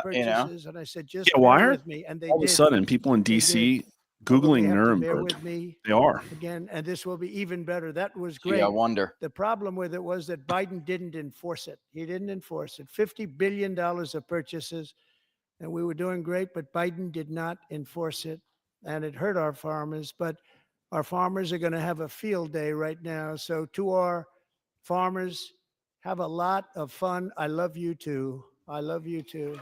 I was talking about this It's all today gonna as well. happen. Notice farmers are actually 100% behind him on these tariffs, and they Yeah. all And I have prefer also imposed a short-term pain 25% because they tariff know on that they're foreign aluminum, copper, lumber, and steel because the if we don't have, as an example, others steel can't compete with them. and lots of other things, Are you we saying don't they're not have a concerned about military, their and illegal frankly, aliens won't being have- taken we just away? won't have a country I very mean, long. unbelievable. Here today is a Unbelievable. proud American steelworker, fantastic person from Decatur, Alabama, Jeff Denard. Has been working at the same steel plant for 27 years in a job. So I that heard has about I heard allowed about him this to guest. serve Yeah. as the captain of his local volunteer fire department, raised 7 children with his beautiful wife, Nicole. Hey, Rich, I was And talking over the to years, Jim from provided a Numbers, loving home for more than Right. 40 and I foster asked him children. why aren't So we great, getting Jeff. E-Verify? Why hasn't there been a law put forth, or why hasn't there been an executive order? And he says, well, big business, Thank you, Jeff. Republicans still have a really Yeah. loud voice. Yeah. I believe that. I believe that Kinda sad. 100%. Stories like Jeff's I remind believe us that that tariffs are 100%, brother. not He just said they about want their protecting slave labor. American jobs. They're about protecting the soul Fucking of our Republicans. country. Tariffs are about making America rich again and making America great again, and it's happening, and it will happen rather quickly. There'll be a little disturbance, but we're okay with that. It won't be much. No, you're not. Oh. And look where Biden took us. Very low, the lowest we've ever been. Jeff, I want to thank you very much. And I also That's all wanna he's got to say to recognize them every time they another bring that person who up. has He's devoted got to herself to remind. foster I care actually think that's the correct community. She thing. works He's so got to hard on it. remind the A American very loving public person, where it our was. Like, magnificent people are First just like that. Lady It's of the human United nature. States. They have to be reminded. You know, it's a shame, but it's the reality of it.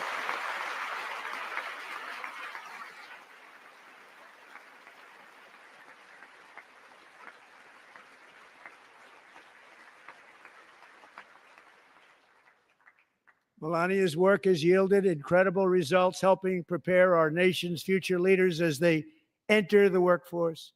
Our First Lady is joined by two impressive young women, very impressive.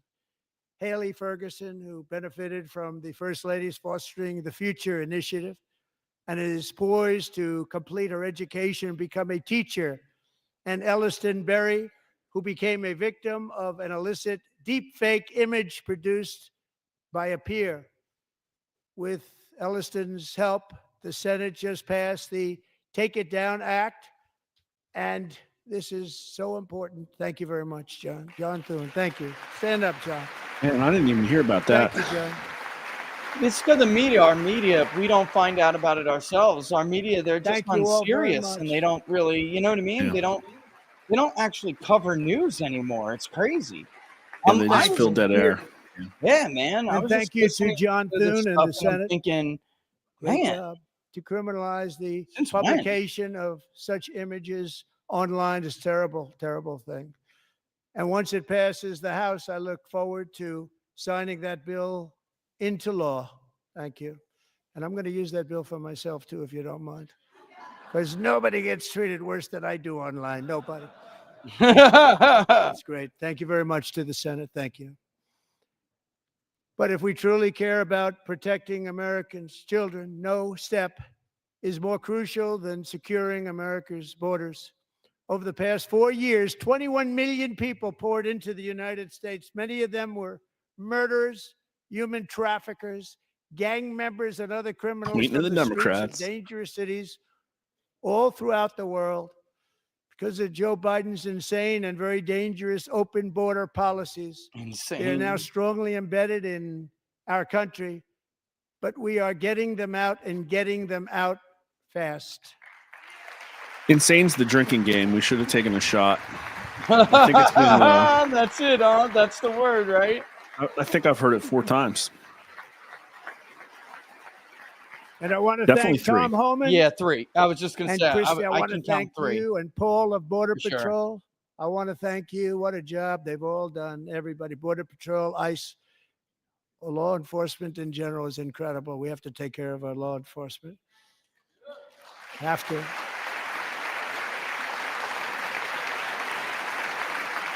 Last year,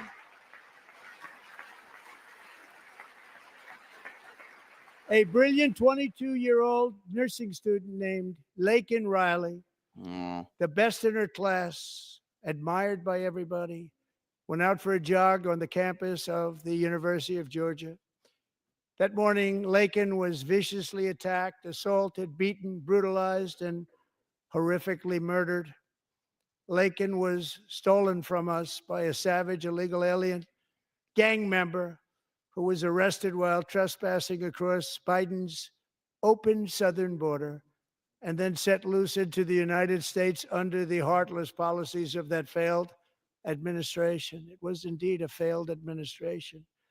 He had then He been says it's so somber. It was arrested a and failed released in administration. a Democrat-run sanctuary city, a disaster, before ending the life of this beautiful young angel. They can't say shit either. With us this you know? evening are Laken's beloved Yeah. mother, Allison, and her sister, Can't Lauren. say shit. They just have to listen because they cannot. Yeah, insult that's all right. someone. I'm sure Alyssa Slotkin's got a great speech lined up.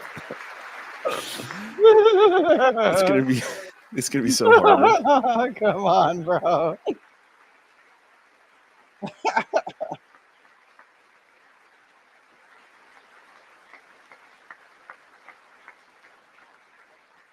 Last year, I told Laken's grieving parents that we would ensure their daughter would not have died in vain. That's why the very first bill I signed into law as your 47th president mandates the detention of all dangerous criminal aliens who threaten public safety. It's a very strong, powerful act.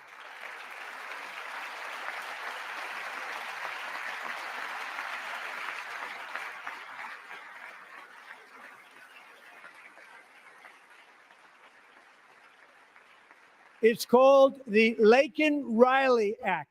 So Allison and Lauren, America will never, ever forget our beautiful Laken Hope Riley.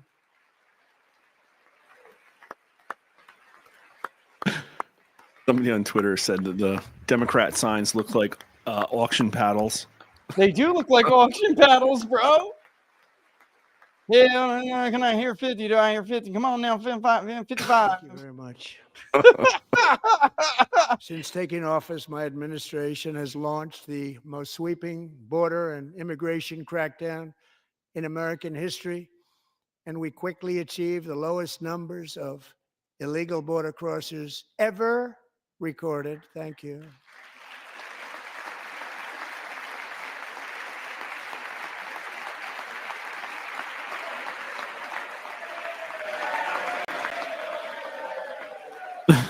Look at the photographer just taking pictures of the Democrats sitting there. I love The it. media and our friends in the Democrat what are Party they going to kept saying do? we You needed know, new legislation. this is, we he must needs have to stay on those legislation to secure the 80-20 border. issues. You But know it what I turned mean? out that all we Is that really Scavino needed down there? was a new president. All we needed was a new president. Holy crap, that was good, bro. That was hilarious. All we needed was a new president.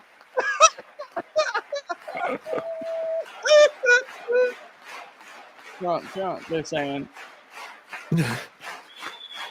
That was a good line. Joe Biden didn't just open our borders, he flew illegal aliens over them to overwhelm our schools, hospitals, and communities throughout the country. Entire towns like Aurora, Colorado, and Springfield, Ohio, buckled under the weight of the migrant occupation and corruption like nobody's ever seen before. Literally, Beautiful the New York towns Times even wrote, destroyed. you know? Now, just as I promised in my inaugural address, we are achieving the great liberation of America. Yep. Oh, it's lies. But there still is much work to be done. Here tonight is a woman I have gotten to know, Alexis Nungary from Houston. Wonderful woman. Last June, Alexis's 12-year-old daughter, her precious Jocelyn, walked to a nearby convenience store. She was kidnapped, tied up, Oh, my assaulted God. for 2 hours under a bridge, and horrifically my murdered. Oh my Arrested and God. charged with this heinous crime are 2 illegal alien monsters from Venezuela, released into America by the last administration through their Jesus, ridiculous open border. Yeah. The death of this beautiful 12-year-old girl and the agony of her mother and family touched our entire nation greatly. Alexis, I promised that we would always remember your daughter, your magnificent daughter. And earlier tonight, I don't I think this signed belongs an in here. order I don't know. keeping my word to you. One thing I have learned about Jocelyn is that she loved animals so much. She loved nature. Across Galveston Bay from where Jocelyn lived in Houston, You know, because he you'll won on the find a border. He's getting what he magnificent wants there. It's national like, wildlife refuge. Yeah, I mean, that's a A huge win for pristine, the border's a win peaceful, for him, a huge win for him. 34,000 So, like, I get acre why he's staying on it. sanctuary for all of I God's really did think creatures that he on needed the to be edge more of on the that stuff. Gulf of Because America. where the Democrats are landing Alexis, blows moments is ago, I on, formally renamed that you know, this refuge Doge shit. You know, even in though loving memory of Doge your is beautiful popular, daughter, they're Jocelyn. landing blows on like this So, idea Mr. of Vice certain President, seniors if you would, that Musk may I got have the power order? you can have, and you know those seniors are going to vote in the midterm, and you know what I'm saying? Like, the special guest I would have liked to see is like a Fed whistleblower that found 100 million in fraud. I was bring that actually guy. just sitting with one. I had to go to a speech. I've been doing speeches. I was just sitting with one that was a whistleblower, and they They came at him hard, man, and now they reinstated his security clearance and gave him his pension back, but the money Thank you hasn't very come in much. yet. They don't know All if they even have the three money, savages and it's charged with why because it's been misappropriated. Jocelyn That's and why, you know, like Laken's murders were members of the Venezuelan prison gang, the toughest gang they say in the world, known as Tren de Aragua. 2 weeks ago, I officially designated this gang, along with MS-13 and the bloodthirsty Mexican drug cartels, as foreign terrorist organizations. Yes. I mean, he could have led with immigration because immigration is such a win for him. He could have led with it. But whatever, it is what it is. And then we should have led with immigration and then went into They are now officially in the same scam and been harder category about it. as ISIS, and that's not good for them. I think you needed to be harder here. Countless I do. thousands of these terrorists were welcomed into the U.S. by the Biden administration. But now every last one will be rounded up and forcibly removed from our country, or if they're too dangerous, put in jails, standing trial in this country, because we don't want them to come back ever. With us this evening is a warrior on the front lines of that battle, Border Patrol Agent Roberto Ortiz. Great guy.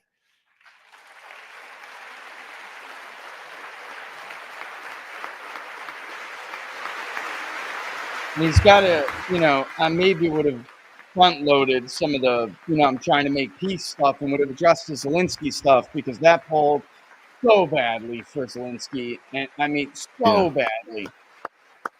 Well, I think he's saving Ukraine for close to the end, maybe. In January, probably right. Roberto and another agent were patrolling by the Rio Grande near an area known as Cartel Island. Doesn't sound too nice to me. When heavily armed gunmen started shooting at them, Roberto saw that his partner was totally exposed, at great danger, and he leapt into action, returning fire and providing crucial seconds for his fellow agent to seek safety, just barely. I have some of the prints of that event, and it was not good. Agent Ortiz, we salute you for your great courage and for your line of fire that you took and for the bravery that you showed. We honor you, and we will always honor you. Thank you, Roberto, very much.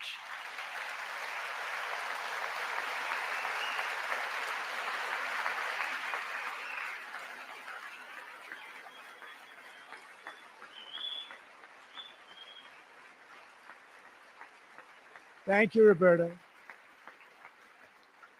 And I actually got to know him on my many calls to the border. He's a great, great gentleman.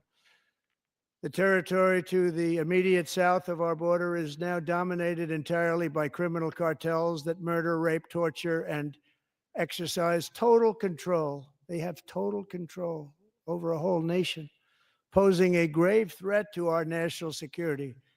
The cartels are waging war on America, and it's time for America to wage war on the cartels, which we are doing. I like that. Not a war on drugs, a war on the cartels.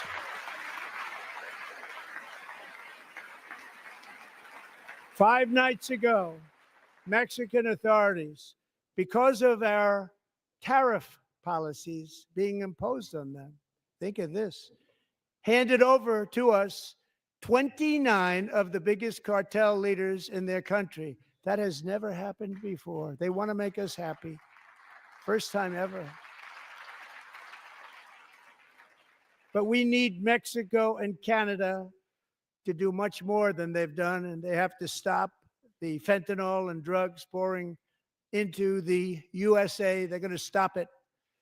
I have sent Congress a detailed funding request laying out exactly how we will eliminate these threats to protect our homeland and complete the largest deportation operation in American history, larger even than current record holder President Dwight D. Eisenhower, a moderate man, but someone who believed very strongly in borders. Americans expect Congress to send me this funding without delay so I can sign it into law. So, Mr. Speaker, John Thune, both of you, I hope you're going to be able to do that, Mr. Speaker. Thank you. Mr. Leader, thank you. Thank you very much. And let's get it to me. I'll sign it so fast, you won't even believe it. I'm glad he's staying strong on the deportations.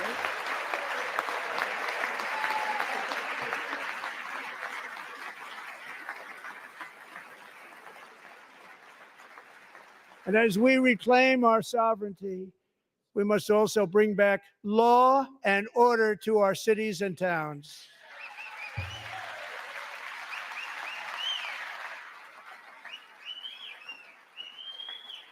In recent years, our justice system has been turned upside down by radical left lunatics. Many jurisdictions virtually ceased enforcing the law against dangerous repeat offenders while weaponizing law enforcement against political opponents like me. My administration has acted swiftly and decisively to restore fair, equal, and impartial justice under the constitutional rule of law, starting at the FBI and the DOJ. Pam, good luck. Cash, wherever you may be, good luck. Good luck. Pam Bondi, good luck. So important. Going to do a great job. Cash, thank you. Thank you, Cash.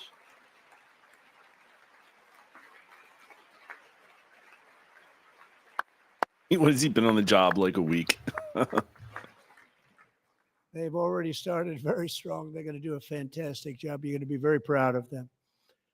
We're also once again giving our police officers the support, protection, and respect they so dearly deserve. They have to get it.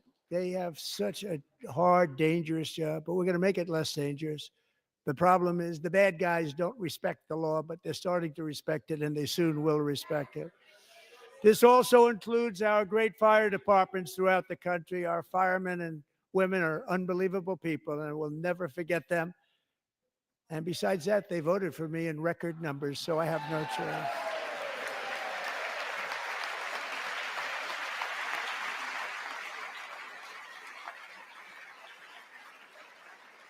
One year ago this month, 31-year-old New York police officer Jonathan Diller, unbelievably wonderful person and a great officer, was gunned down at a traffic stop on Long Island. I went to his funeral. The vicious criminal charged with his murder had 21 prior arrests, and they were rough arrests, too. He was a real bad one. The thug in the seat next to him had 14 prior arrests and went by the name of Killer. He was Killer. He killed other people, they say, a lot of them. I attended Officer Diller's service, and when I met his wife and one-year-old son, Ryan, it was very inspirational, actually. His widow's name is Stephanie, and she is here tonight. Stephanie, thank you very much, Stephanie. Thank you very much.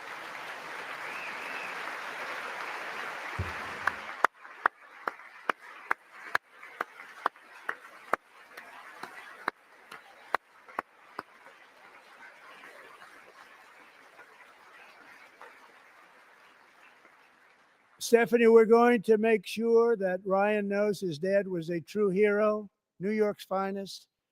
And we're going to get these cold-blooded killers and repeat offenders off our streets, and we're going to do it fast. Got to stop it. They get out with 28 arrests. They push people into subway trains. They hit people over the head, back of the head with baseball bats. We got to get them out of here. He's I've gone already hard on the signed an Eagles. executive order requiring a mandatory death penalty for anyone who murders a police officer. And tonight I'm asking Congress to pass that policy into permanent law.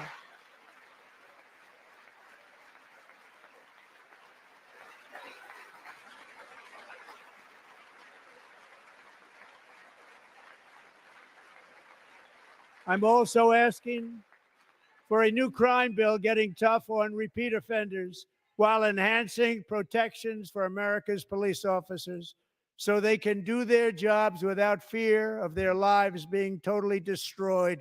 They don't want to be killed. We're not going to let them be killed.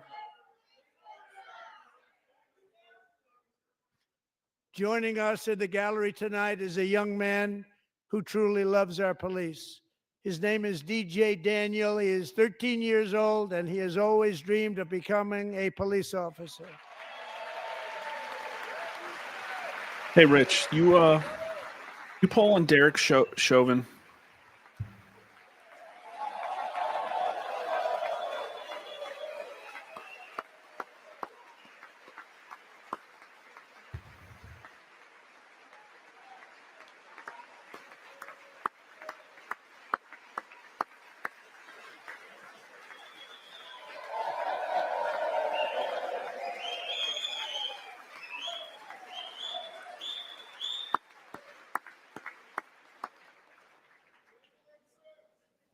But in 2018, DJ was diagnosed with brain cancer.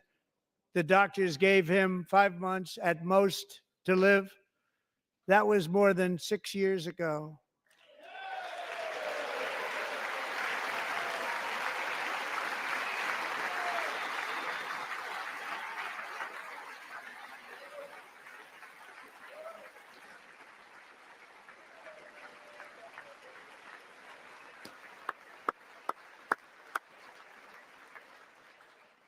Since that time, DJ and Mark his dad asked have that been question, on a guys, quest to and make I was on his mute dream for a come hot minute. true. And DJ has But been what I was sworn saying in is, it has been a as an long time. So honorary you law probably enforcement remember it. officer, Polling Derek actually a Chauvin. number of times. It would be The interesting to poll it police again love him, because the there's police been so departments much love him. that has been. And tonight, DJ, we're going to do you so the much has biggest changed honor of since them then, all. you know. I am Yeah. asking our new Secret Service Director, Sean Curran, to officially make you an agent of the United States Secret Get Service. out of here.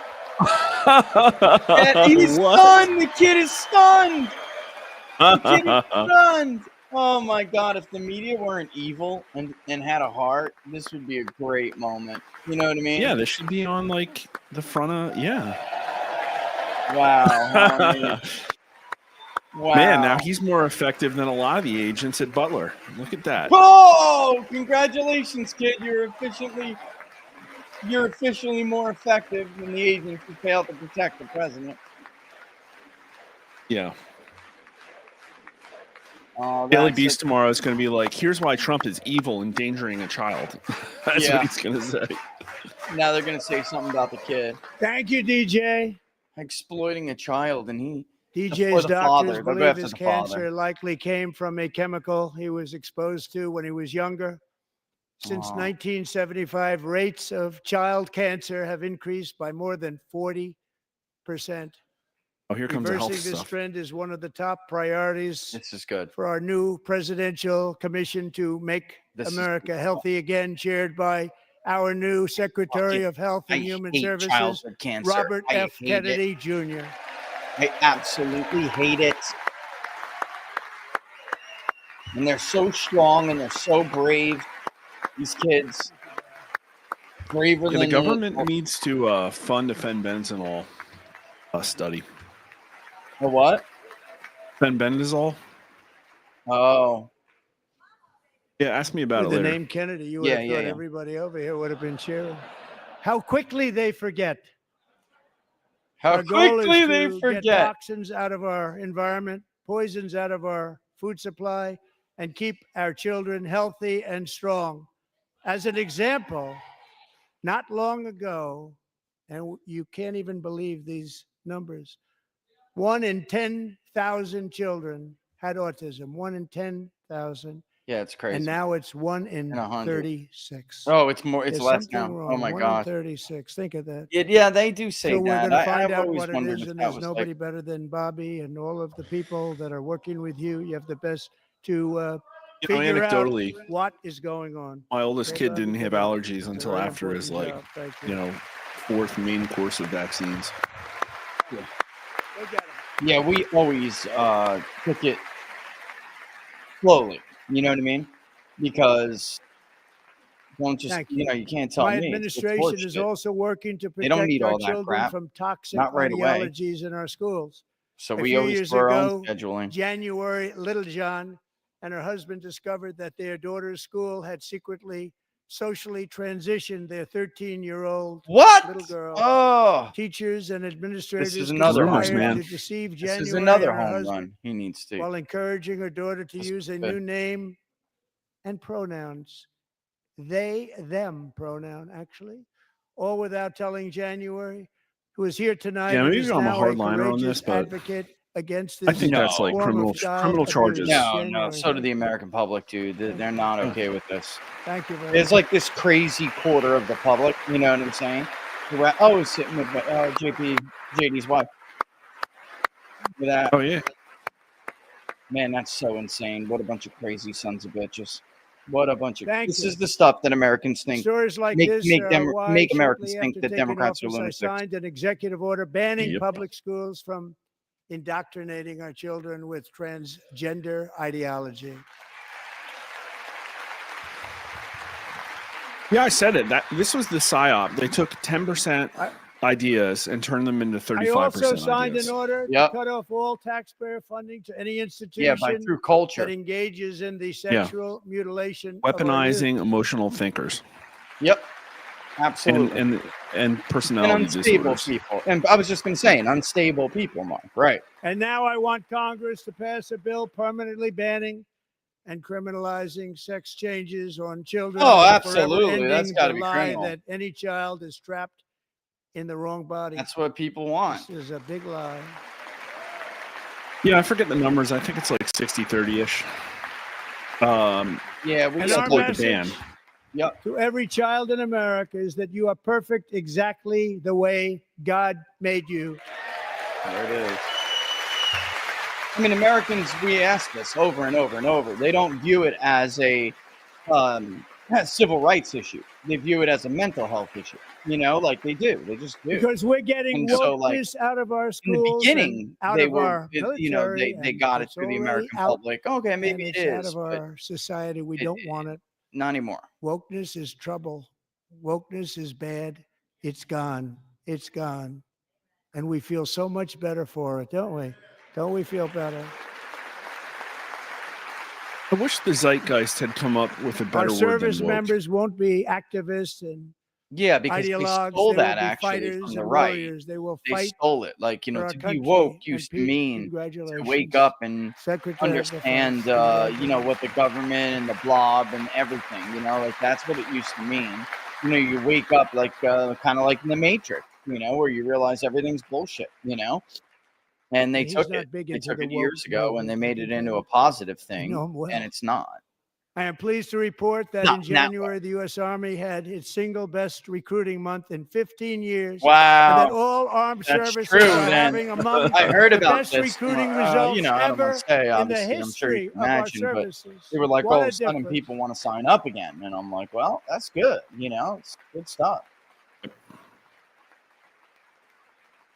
And Finally you going to know, it fire was some people just from the a few Afghanistan months withdrawal. ago where the results Yeah. were exactly Yeah, the yeah, opposite. yeah. We couldn't recruit anywhere. We couldn't recruit.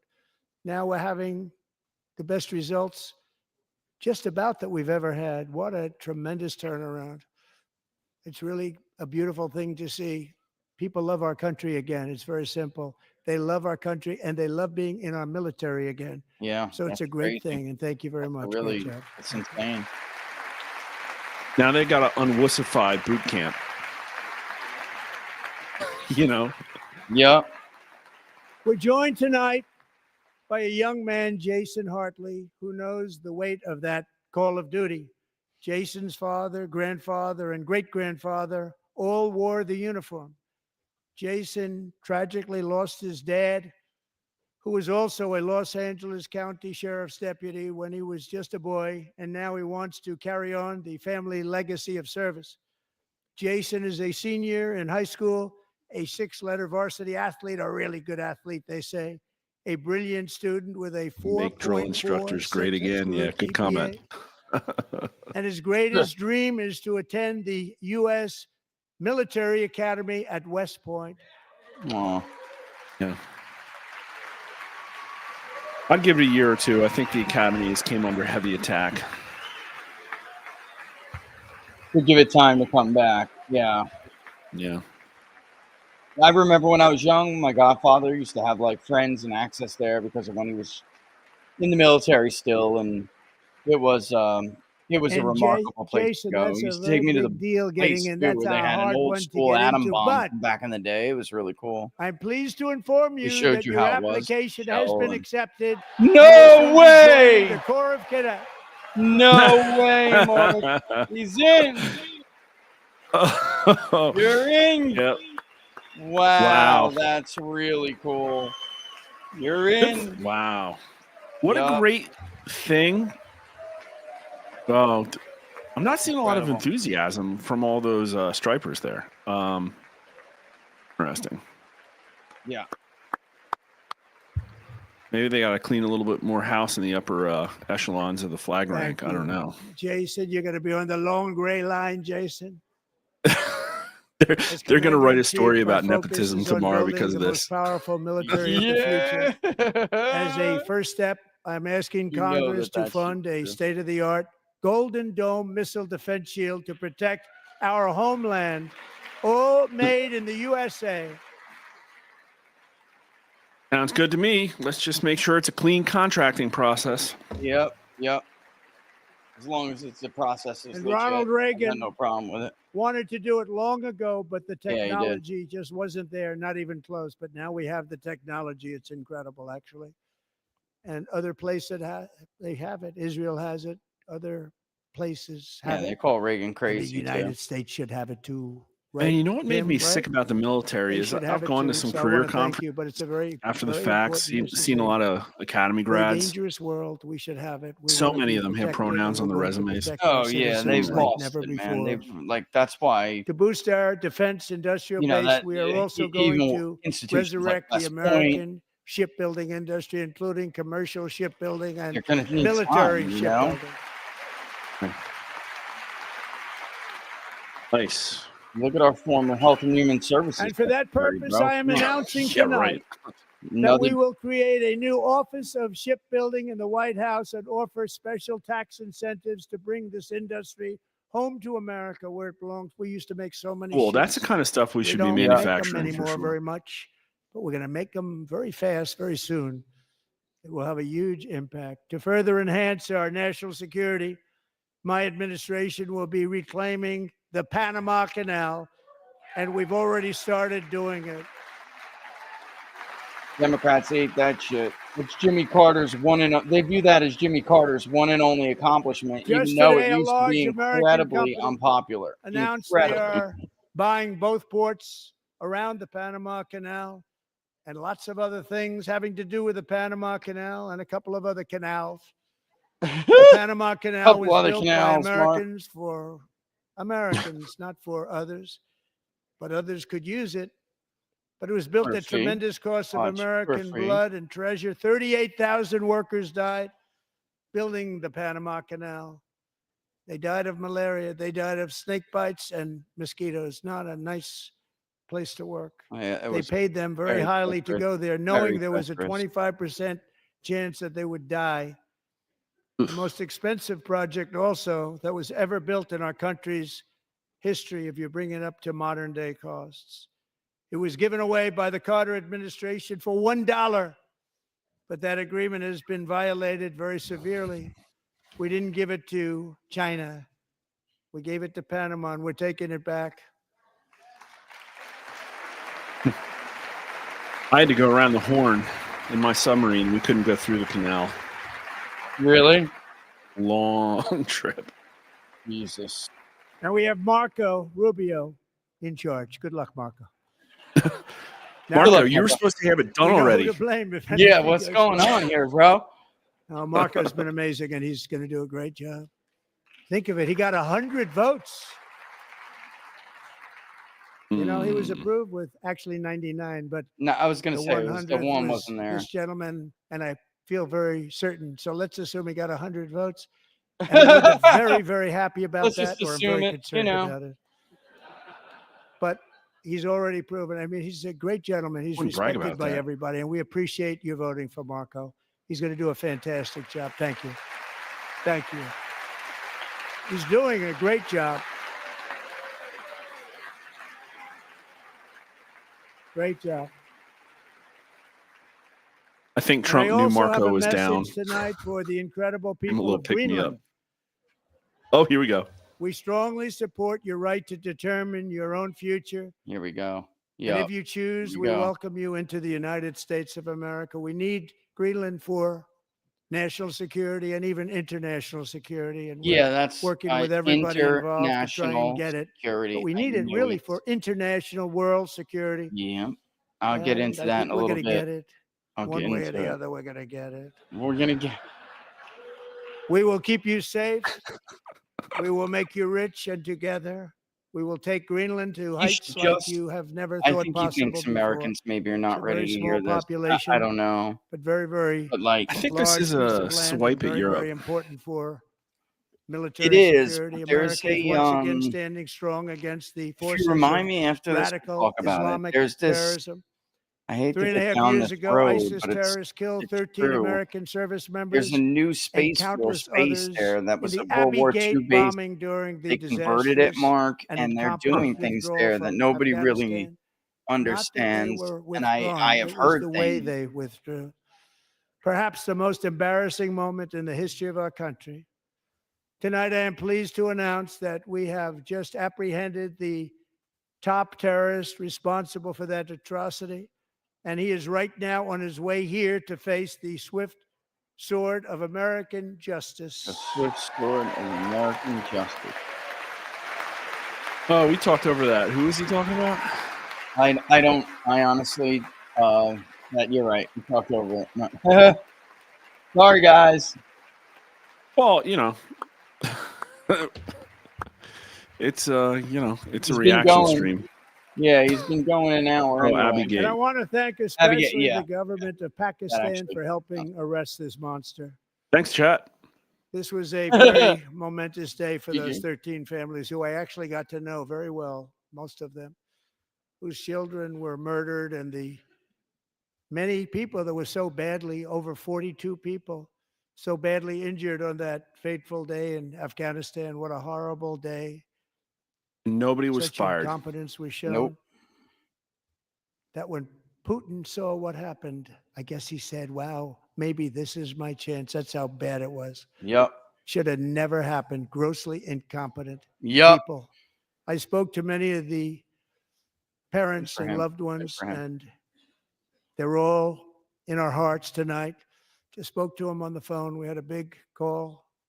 Every one of them called, and everybody was on the line, and they did nothing but cry with happiness. They were very happy, as happy as you can That's be cool. under those circumstances. Their child, brother, sister, son, daughter was killed for no reason whatsoever. In the Middle East, we're bringing back our hostages from Gaza. In my first term, we achieved one of the most groundbreaking peace agreements in generations, the Abraham Accords.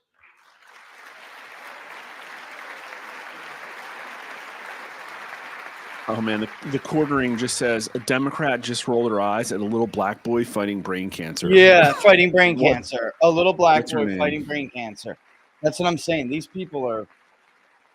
And now we're Crazy. going to build on that foundation to create a more peaceful and prosperous future for the entire region. A lot of things are happening in the Middle East. People have been talking about that so much lately with everything going on with Ukraine and Russia. But a lot of things are happening in the Middle East. It's a rough neighborhood, actually. I'm also working tirelessly to end the savage conflict in Ukraine. Millions of Ukrainians and Russians have been needlessly killed or wounded in this horrific and brutal conflict with no end in sight. The United States has sent hundreds of billions of dollars to support Ukraine's defense Yeah. with no security, Here comes. with no anything.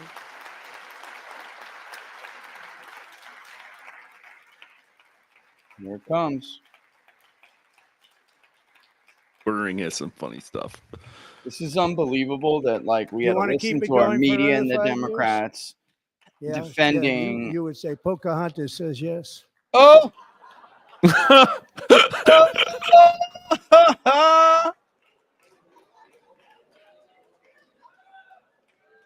It's There's just such a somebody, joke. 2,000 people are being killed every single week. More than that. They're Russian young people. They're Ukrainian young people. They're not Americans. Yeah. But I want it to stop. Meanwhile, Europe has sadly spent more money buying Russian oil and gas than they have spent on defending Ukraine by Yep. far. Think of that. Yep. Oh, They've not spent even more close. buying Not even Russian close. oil and gas than they have It defending. makes no sense. The And whole we've thing spent makes no perhaps sense. $350 billion, like taking candy from a baby. That's what happened. And they've spent $100 billion. What a difference that is. And we have an ocean separating us.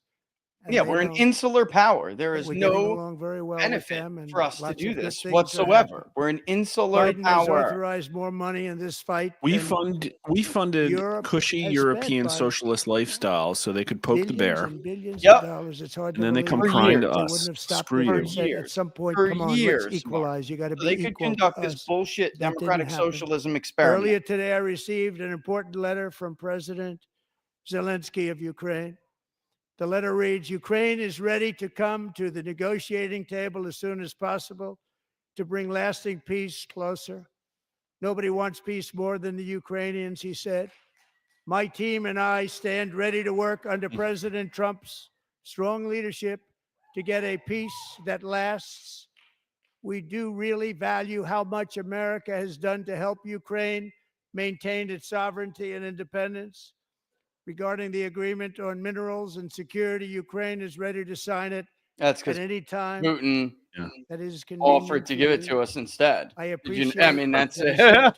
sent this letter. He's got It's no a little choice. The while guy's ago. trying to keep his head on his shoulders now. Simultaneously, we've had That's right. serious discussions with Russia No apology, though. and have received strong signals that they are ready for peace. Wouldn't that be beautiful? Wouldn't that be beautiful? Don't let him off the step, Trump. Not until he apologizes. Look at Democrats not applauding for peace. This is like unbelievable, dude. Wouldn't If that I be was beautiful? Trump, I'd say, what do you not like? What do you, you know? Look at them. Look at them sitting down. It's time to stop this madness. It's time to halt the killing. It's time to end this senseless war.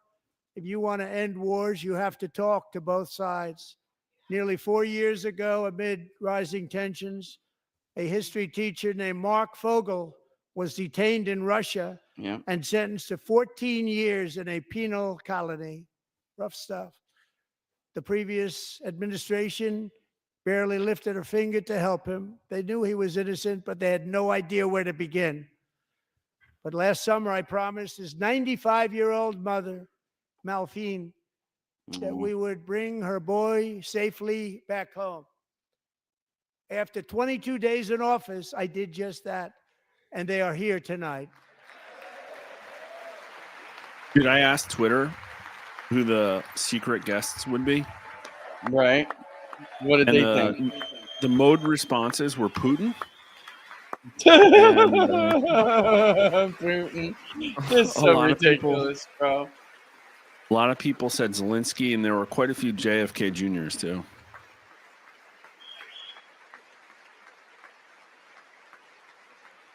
But this is good. I don't think he was on the list.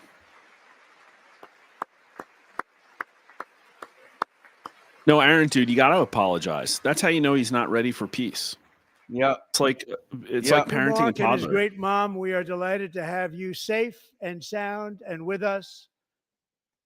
As fate would have it, Mark Fogel was born in a small rural town in Butler, Pennsylvania. Have you heard of No it? shit. Where his mother has lived for I didn't know the that. past 78 years. I I didn't just know that. happened Did to you go know that? there last I July didn't know Mark 13th Fogel for was a born rally. in Butler, Pennsylvania. That was not pleasant. That was not pleasant. And that is where I met his beautiful mom right before I walked onto that stage. And I told her I would not forget what she said about her son. And I never did I? Never forgot. Less than 10 minutes later, at that same rally, gunfire rang out, and a sick and deranged assassin unloaded 8 bullets from his sniper's perch into a crowd of many thousands of people. My life was saved by a fraction of an inch, but some were not so lucky. Yeah. Corey Corey. Comparator here. was a firefighter, a veteran, a Christian, a husband, a devoted father, and above all, a protector. He was. When the sound of gunshots Firefighter jumped on pierced his the air, it was a family. horrible sound. Corey knew instantly what it was and what to do. He threw himself on top of his wife and daughter. daughters Yeah. and shielded them from the bullets with his own body. Corey was hit really hard. You know the story from there. He sacrificed his life to save theirs. Two others, very fine people, were also seriously hit. But thankfully, with the help of two great country doctors, we thought they were gone and they were saved. So those doctors had great talent. Country doctors. We're It's joined Yeah. probably In other some words, by big Corey's hospital. wife, Helen, Yeah. who was his high school sweetheart, and their two beloved daughters, Allison and Kaylee. Thank you. There's so much news, I can't even keep up with it. I feel like I read somewhere in the last 24 hours somebody casting aspersions on Victoria Nuland being somehow tangentially associated with the Butler stuff. Would you be surprised? No, not at Look, all. I look, called it a Ukrainian op back in August, but I forget if chat knows. I forget where I saw that. And if well, we anybody saw do that. know. We absolutely do know that he To had Helen, connection. Allison, and He never Kaylee, could Corey have is had. looking Like, down on his three Yep. beautiful ladies right now. that's already known too, And and he it's is cheering you unbelievable on. He that loves you. He is cheering you it's on. to me it's unbelievable. Corey was taken from that, us much too soon, but we his don't know more destiny was already. to It's leave crazy. us all with a shining example of the selfless devotion of a true American patriot. It was love like Corey's that built our country, and it's love like Corey's that is going to make our country more majestic than ever before. I believe that my life was saved that day in Butler for a very good reason. I was saved by God to make America great again. I believe that. It was certainly a biblical course change in America's history, for sure. Yeah. Yeah, I see chat saying Ryan Routh, but I heard a connection to the first one, and I can't remember what it was. Thank you very much. From the patriots of Lexington and Concord to the heroes of Gettysburg and Normandy, from the warriors who crossed the Delaware to the trailblazers who climbed the Rockies, and from the legends who soared at Kitty Hawk to the astronauts who touched the moon, Americans have always been the people who defied all odds, transcended all dangers, made the most extraordinary sacrifices, and did whatever it took to defend our children, our country, and our freedom. And as we have seen in this chamber tonight, that same strength, faith, love, and spirit is still alive and thriving in the hearts of the American people. Despite the best efforts of those who would try to censor us, silence us, break us, destroy us, Americans are today a proud, free, sovereign, and independent nation that That's some will good words. always be free, and we will fight for it till death. We will never let anything happen to our beloved country, because we are a country of doers, dreamers, fighters, and survivors. Our ancestors crossed a vast ocean, strode into the unknown wilderness, and carved their fortunes from the rock and soil of a perilous and very dangerous frontier. They chased our destiny across a boundless continent. They built the railroads, laid the highways, and graced the world with American marvels like the Empire State Building, the mighty Hoover Dam, I guess and he's the wrapping towering up, huh? Golden Gate Yeah. Bridge. It's been going They for a lit the long world time. with We've been streaming electricity, for broke free of the force of gravity, 2 hours and 10 fired minutes. up the engines of American industry, vanquished the communists, fascists, and Marxists all over the world, and gave us countless modern wonders sculptured out of iron, glass, and steel. We stand on the shoulders of these pioneers who won and built the modern age. These workers who poured their sweat into the skylines of our cities. These warriors who shed their blood on fields of battle and gave everything they had for our rights and for our freedom. Now it is our time to take up the righteous cause of American liberty. And it is our turn to take America's destiny into our own hands and begin the most thrilling days in the history of our country.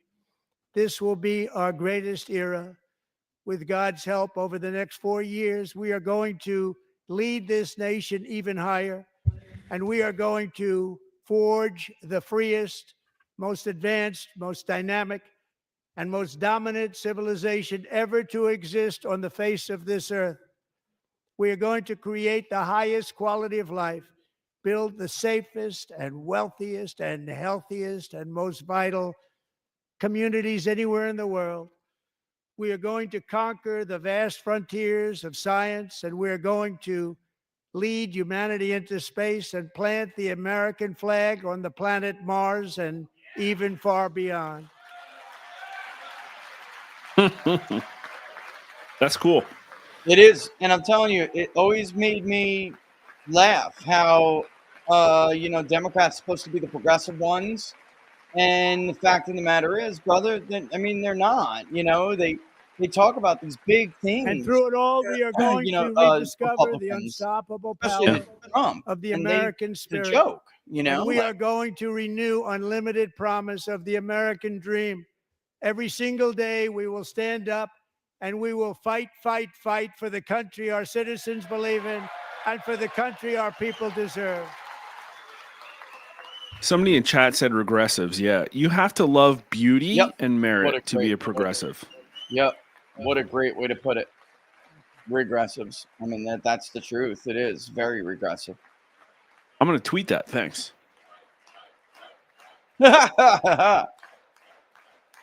In 86. I'll quote you. My fellow Americans, get ready for an incredible future, because the golden age of America has only just begun. It will be like nothing that has ever been seen before. Thank you. God bless you. And God bless Well, there it America. is. Finally. Yeah. Transgressive, somebody said. Well, there it is. So this was not as much of a bombshell as I expected. I saw and heard some clips. I guess they were delivered with less zeal, I guess, than maybe it read and I expected.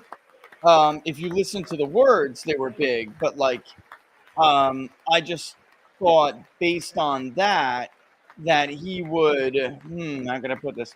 I thought based on that, he would come out, with some other stuff swinging a little bit harder. The order was a little bit weird to me, Mark, I thought he should have started with the economy and then or immigration and then moved into some other stuff. I think Democrats I really think Democrats had a good messaging strategy until tonight, bro. Sitting there with the little paddles, booing a kid who's got a visible scar in his head, who has cancer, and wants to be a law enforcement agent. And oh, by the way, he's black. You know what I mean? Not standing for peace. I don't know, man. I think they just can't help. They're so, pardon my French, they're so fucking crazy. They can't help themselves. Even when I think, like earlier today, I spent part of the show saying the White House better get it together. This is a good messaging strategy, and they're on it, and they're disciplined. Every time they get close, they lose their minds. Every time. Well, I don't think they control the news cycle at all. And so if they have good messaging or not, I don't think it breaks through the Twitter cycle now that's 6 hours long. And I think I would look at Friday as an example, because I think Twitter already parsed what happened in the White House before it ever got to Rachel Maddow. And so I think that they're basically just sitting on the sidelines, and they probably said, listen, no matter what happens, just sit there. And they're sitting it out. And I'm sorry, that means you're culturally irrelevant. And if you can't form a coherent platform or a response. It's literally a bunch of garbage about how Elon's going to steal stuff or Trump's a Yeah. dictator. Yeah. And that crap doesn't float anymore. So I think they're just digging a bigger hole for themselves. They look like regressives, exactly like Brand 1986 said. Perfect word. Yeah, I mean, they're trying, and this is one thing I am keeping note of. Like, you can see they are trying to, how could I put it? They're trying to do what Republicans do, which is like more effectively use social media. But like, I don't know, Yeah. this time, Like Gavin Newsom. Yeah. I mean, but this time, man, they just can't help themselves. They cracked up here, bro. They cracked up here. The little paddles, they did look like they were at some kind of cheap auction or something, and not even cheap. They looked like they were at some kind of like, ruling class auction. Like, if I am the Dilly meme team right now, I am instantly going, this is where they messed up. Brendan and everybody else, hear me loud and clear. They just gave you perfect video footage to meme them holding an auction for the taxpayer USAID funded bullshit. Okay. So you're like, let me hear 350 million for the Clinton Foundation, and then have Elizabeth Warren put her paddle up. 350 million. Sold $2 billion to Stacey Abrams. Yep. The Oh, national man. security here. Next up, we got national security. Can I get 500 million? I'll sell you national security. Hey, sold. Can I get 600 million? 600 million to the former mayor of Newark who used to have deals with heroin smugglers. There we go. Sold. Yeah, Cory Booker That's was diabolical. It's true. I'm sure you know it. You're from that neck of the woods, man. For those who don't know what I'm talking about, Cory Booker was like basically an elected drug dealer. He used to allow certain people to deal drugs in Newark. They put those poor, stupid bastard jump out boys on the Newark Police Department. Were like putting themselves on the line every night to go out and get Cory Booker's friends' enemies. Okay. So they were jumping out to arrest the people that were competitors to Cory Booker's friends, and they would scoop them up with their bundles of heroin and then take them in, bro. And meanwhile, Cory's stuffing it all in his back pocket. The guy was one of the biggest, like, he was basically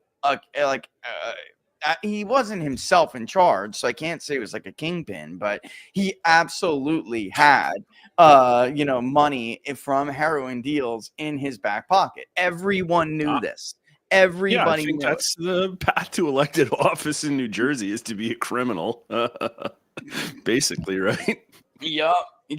I mean, and then those, I don't want to cast any aspersions on the police as if they really had a choice in all of it. But come on, go out and get me some guns, boys. Go out and get me some guns. Oh my God. What do we got? Rich, I got to share my screen. Show me. Pop it up. Let's do this. Let's do this. Oh, hold on. I got to do this right. Come on now. Let's see the juice. All right, put it up. I should poll test Thanks this, again, man. Brand. Whoever Brand 1986 is, I love you. You're awesome. Okay, let's see. ABC News Magazine shows 2020 and Nightline are consolidating into one unit, resulting in job cuts. The people said, I'm like snotting myself. This is hilarious. ABC is also eliminating the political and data-driven news site FiveThirtyEight, which had about 50. I can't even finish it. Can you quote tweet that, because I want to tweet it. I want to just laugh. I just want to tweet it with a laugh. Just a laugh. Oh man. Wait, I gotta stop share so I don't show my messages. Oh yeah. Stop the screen share. Let me Oh man. Oh wait, I gotta go tweet some. For those of you who weren't listening, Morris. those of you who weren't listening in the beginning, I'm crying. Mark was basically saying that like Trump should get this program. And now here it is. It's Gonski. This is hilarious. And G. Elliott Morris is cooked. He's done, bro. Everyone here knows who that is. That's the even crazier liberal than Nate Silver, who runs FiveThirtyEight after Nate Silver was canned. All right. Oh wait, hold on. I sent you. By the way, Mark, where's the RCP pollster scorecard showing we're the most accurate pollsters? Where is this thing? Let's go. This thing is late, bro. This thing is late. Come on. Yeah, they're definitely. There's like is it just the case that nobody can give me credit? Is it just the case that like I am known for everybody out there listening? Everybody in this industry hates me. For some reason, they're like they think I'm just like an asshole. Right? So I'm speaking to from the website. Of course, they ask around. Well, this, and we now know each other well, but back then, he's asking around, hey, what's take on this guy? Didn't matter if they were a Republican, didn't matter if they were a Democrat. They're like, that guy's an asshole. And it's like, it's not that I am, because I'm not. It's just that I don't do what they do, Mark. I don't keep secrets. I don't like not tell people, things like that they should know. You know what I mean? Like the imagine not being audience honest. should know. Yeah, It's like right. a 10th commandment. Like what? Oh I am man. right. I thought it was once upon a time a commandment. I don't know how the hell they were raised, but like I don't play these little games, and I don't think that like we should keep secrets about certain things from the American public. It's like there are these things that you guys aren't supposed to ever hear about, and that's not right, because they're delivering this information to you as if there aren't dirty little things that happen before you get that information, and there's not things that are wrong about how it's gathered and how it's disseminated, and you know what I'm saying, like, and they just don't feel like you deserve to know this stuff. So and then also I guess I just call people out on shit. I don't know, but like I don't play the little game. I can't be trusted. I'm not trustworthy. I'm not in a little club. So like they just all can't stand me apparently. And I didn't even realize that, because some of these people that I apparently heard about are nice to my face. Like, Well, I think the death of 538 is monumental. Can I put this up? Put it back up. Okay. Karma's a huge. bitch. This is huge, Mark. G. Elliott Morris. Karma's a bitch, baby. Oh man. This is the ideologue that came after us, asked us questions he never should have, created a dual standard, and then threw us out of the 538 aggregate to the detriment of his own damn product, because we put out a lot of data. And he was always a hack, and now he's gone, and screw you. And so who's left is Real Clear Politics, who is going to put Rich in, and Nate Silver, who is a carbon copy of 538, I guess. And what's interesting, like Real Clear Politics better get fast, because I've heard of like 3 different aggregates that are popping up now. Yeah. That's why I actually heard from a buddy, and you actually know this guy.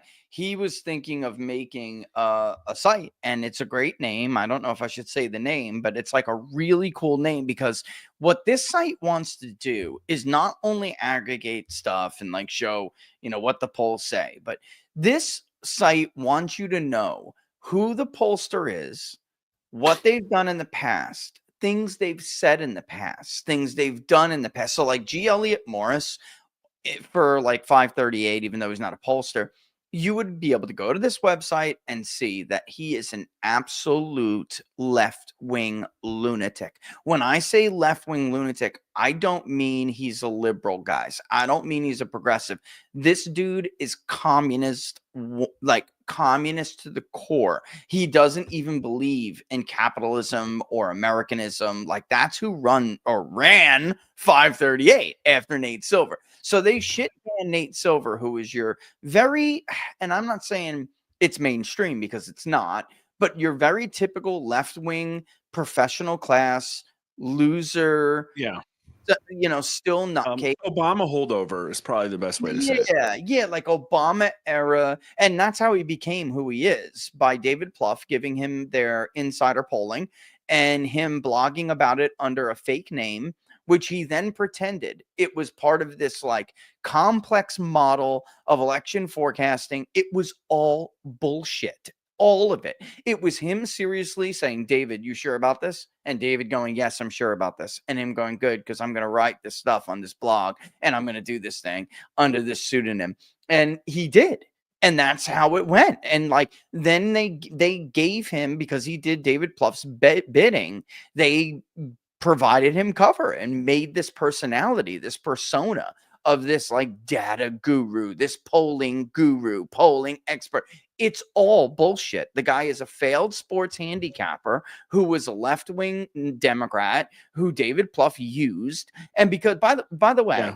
Mark, Well, they wanted a new information gatekeeping tool. That's what it was. yes, they wanted they elevated him so he could play a role for them and set narratives and be a gatekeeper To of the crowd out poll. independent pollsters is what it was. That's right.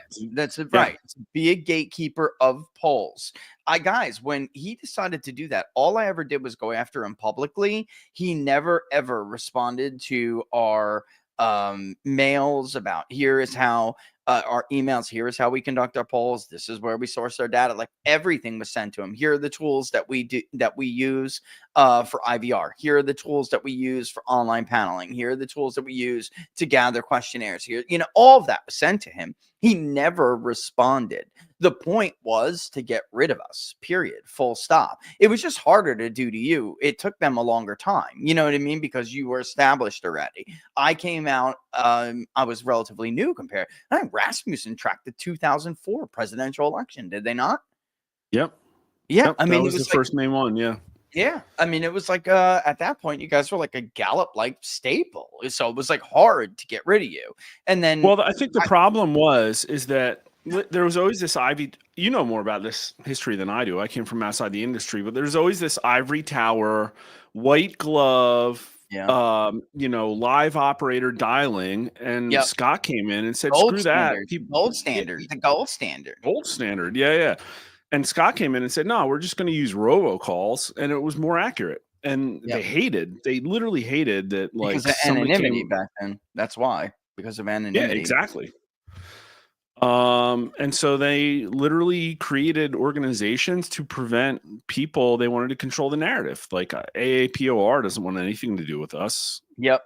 I don't think you're persona non grata to them too, right?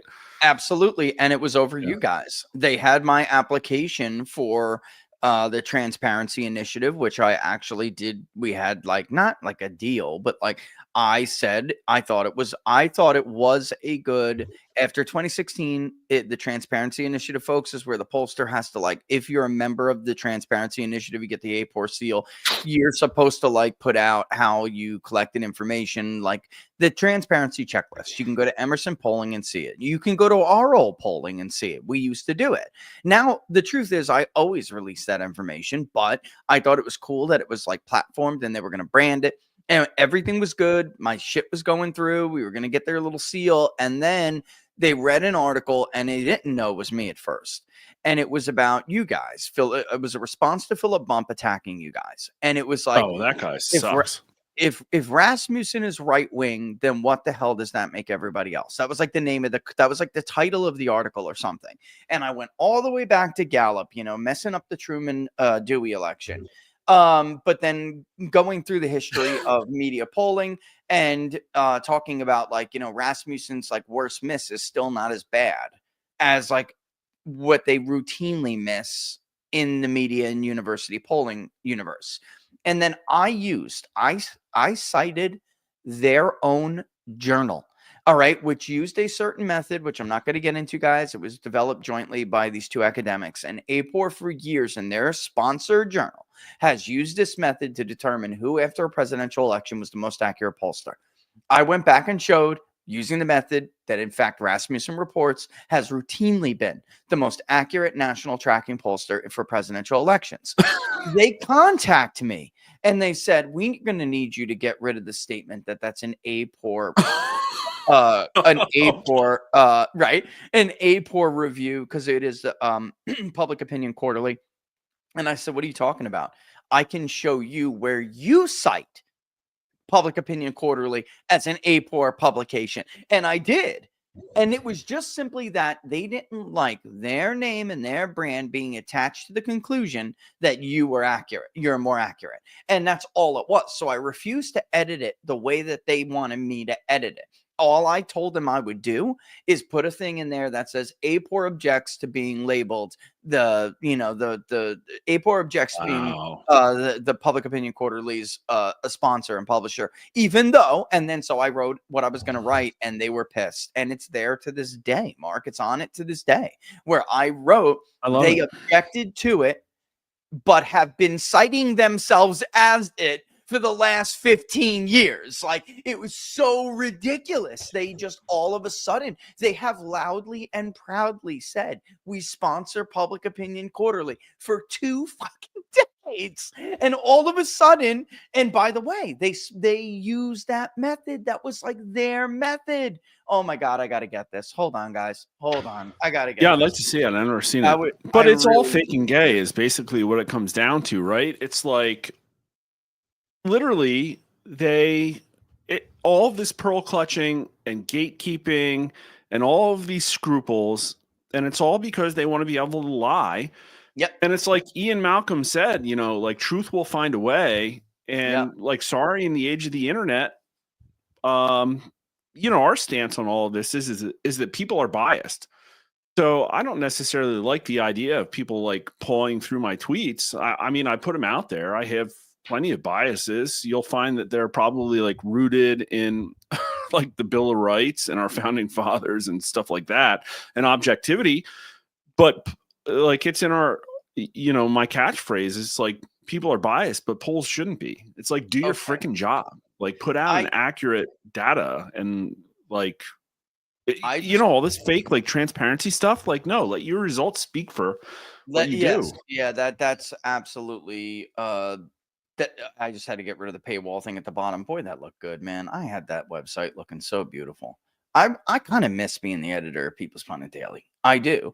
But Google and Nate Silver and all the rest of us, they killed us. They killed our we can't even be ranked on, even though I used to be a partner with Google News. I wrote the fucking Google News plugin for WordPress. I wrote it. I learned I hashtag learned to code. And to this very day, if you go to the directory on wordpress.org, you will see PPD Ventures as the author of the WordPress Google News plugin. You know who that is? The umbrella company for all of our things. I wrote the WordPress Google News plugin. I taught myself how to code PHP and JavaScript, and I wrote it for smaller publishers because Google News wanted a way for smaller publishers to compete with the structural data that's in websites that you guys never see. There were certain things, there are technical and general guidelines. Those are the two terms that Google News requires any publication to meet in order to be ranked into the Google News Index. And I made it easy for organizations don't have huge tech newsrooms, you know what I mean, to do it. And they abandoned me. It's that simple. They came after me, and they came after me hard. And they did because I think one of the reasons is because I told a story about one of their heads of the Google consumer surveys in 2016 sending me an email basically saying, cheering me on and saying, don't give up. They shut us down on October 24th. And all of their polls showed Trump was going to win those Midwestern states in 2016. And people don't really remember this, but they showed Trump was up in Florida by like 4 or 6 points. He was going to win Michigan by a point. He was going to win Pennsylvania by a point or two. Like, he was up in Google consumer surveys, and they shut them down. I didn't know that. So the head of one of the heads of that got shut down was pissed, and he sent me an email, and he was like, "Hold strong, bro. We know you're right. We know you are." And I brought it up again. There's a perfect example. This is why people say I'm an asshole. Okay, because I brought it up. I read the email publicly for everybody. But listen to this, because it's even worse with APOR than you think. Here is the article, okay? And I'm going to read it, and then I'm going to read the clarification. I actually did give them a lot of leeway, but I was not willing to compromise the fact pattern of our work. So I did not write it the way they wanted me to write it. When I read it, you're going to say, of course, that should have been good enough, right? That editorial note that we added should have been good enough, but they did not think so. Okay. Anyway, the title is Results Matter If Rasmussen is Republican Leaning. What does that make everyone else? Gallup announced Wednesday that they are discontinuing their daily presidential approval tracking poll. This is all the way back then, Mark, when Gallup shut down. Yeah. Okay.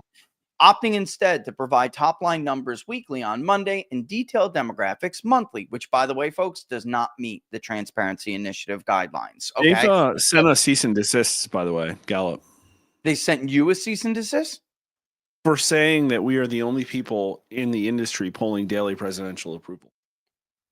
Okay, well, if you click on that Since announcement, this. you will see, look at this, changes to the job approval tracking reporting. You can click on this link right now. Here, hold on. I got to give you Oh, I this. know. I agree it's nonsensical, but I'm saying that since It 2021, says right here, they've done it. beginning in 18, Gallup will start updating presidential job approval on a weekly basis rather than a daily basis. It's right fucking here.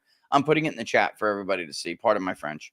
Okay, so they sent Mark a a cease and desist, and locals. Here it is. Read the first sentence. It's right there.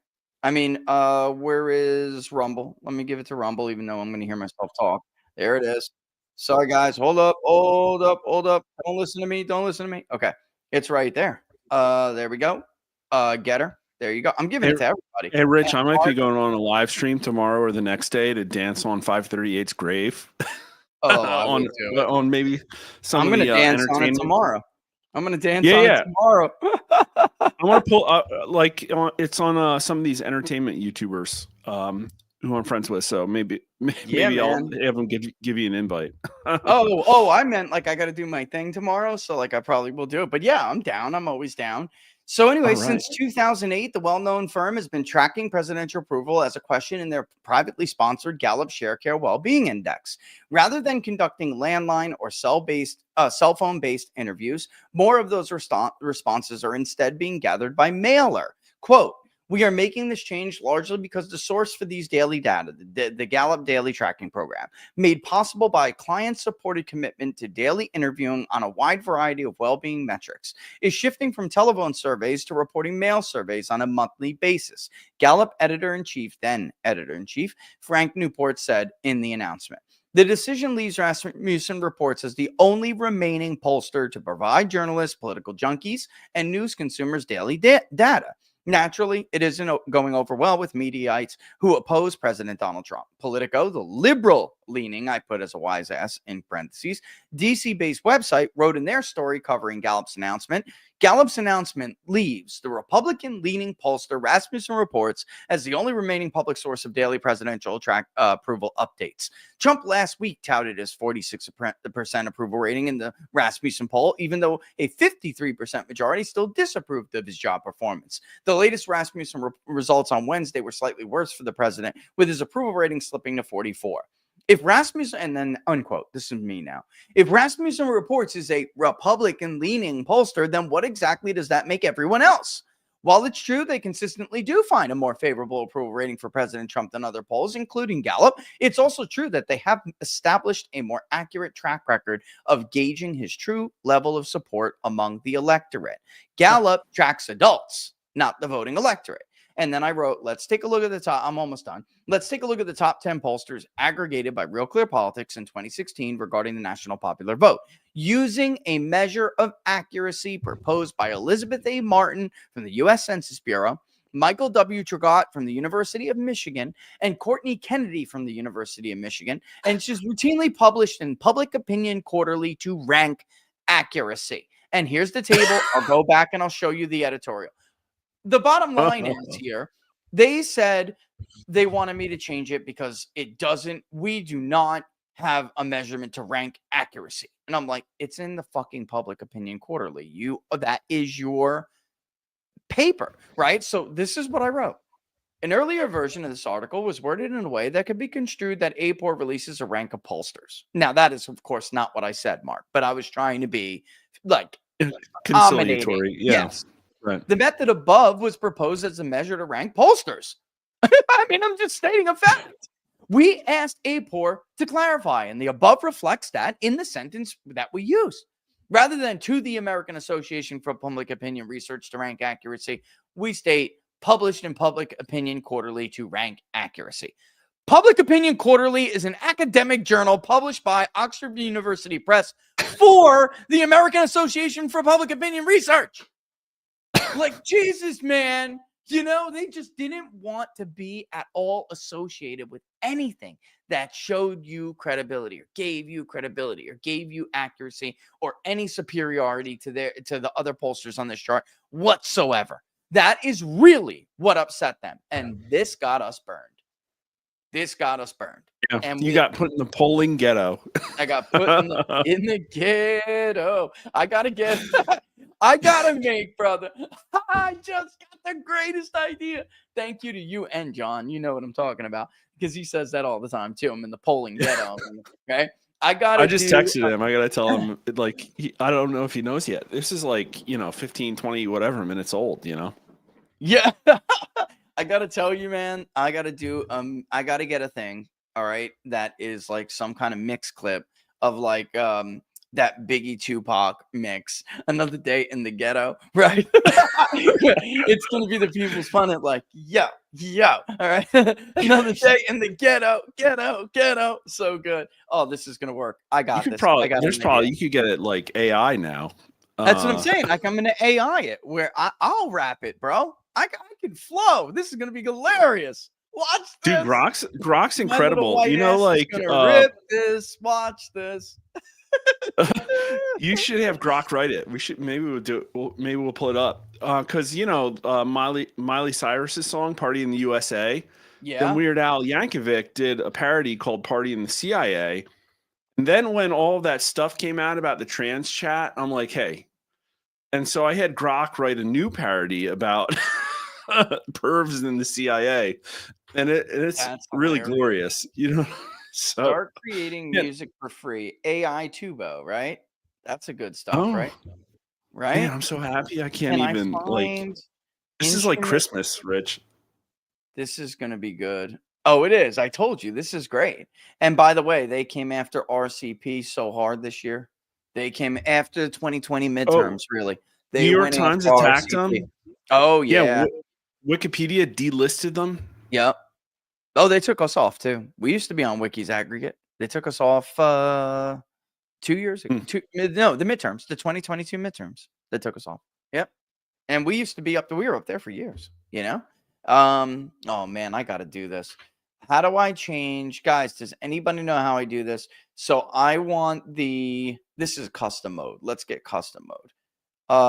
So it says just type in things you want it to say. So I actually want a song that I already know, and I want to generate it into something else. Like I want Biggie and Tupac to rap about the People's Pundit being in the polling ghetto. Okay, like that's what I want. Somebody knows a tool. I know you do. Come on.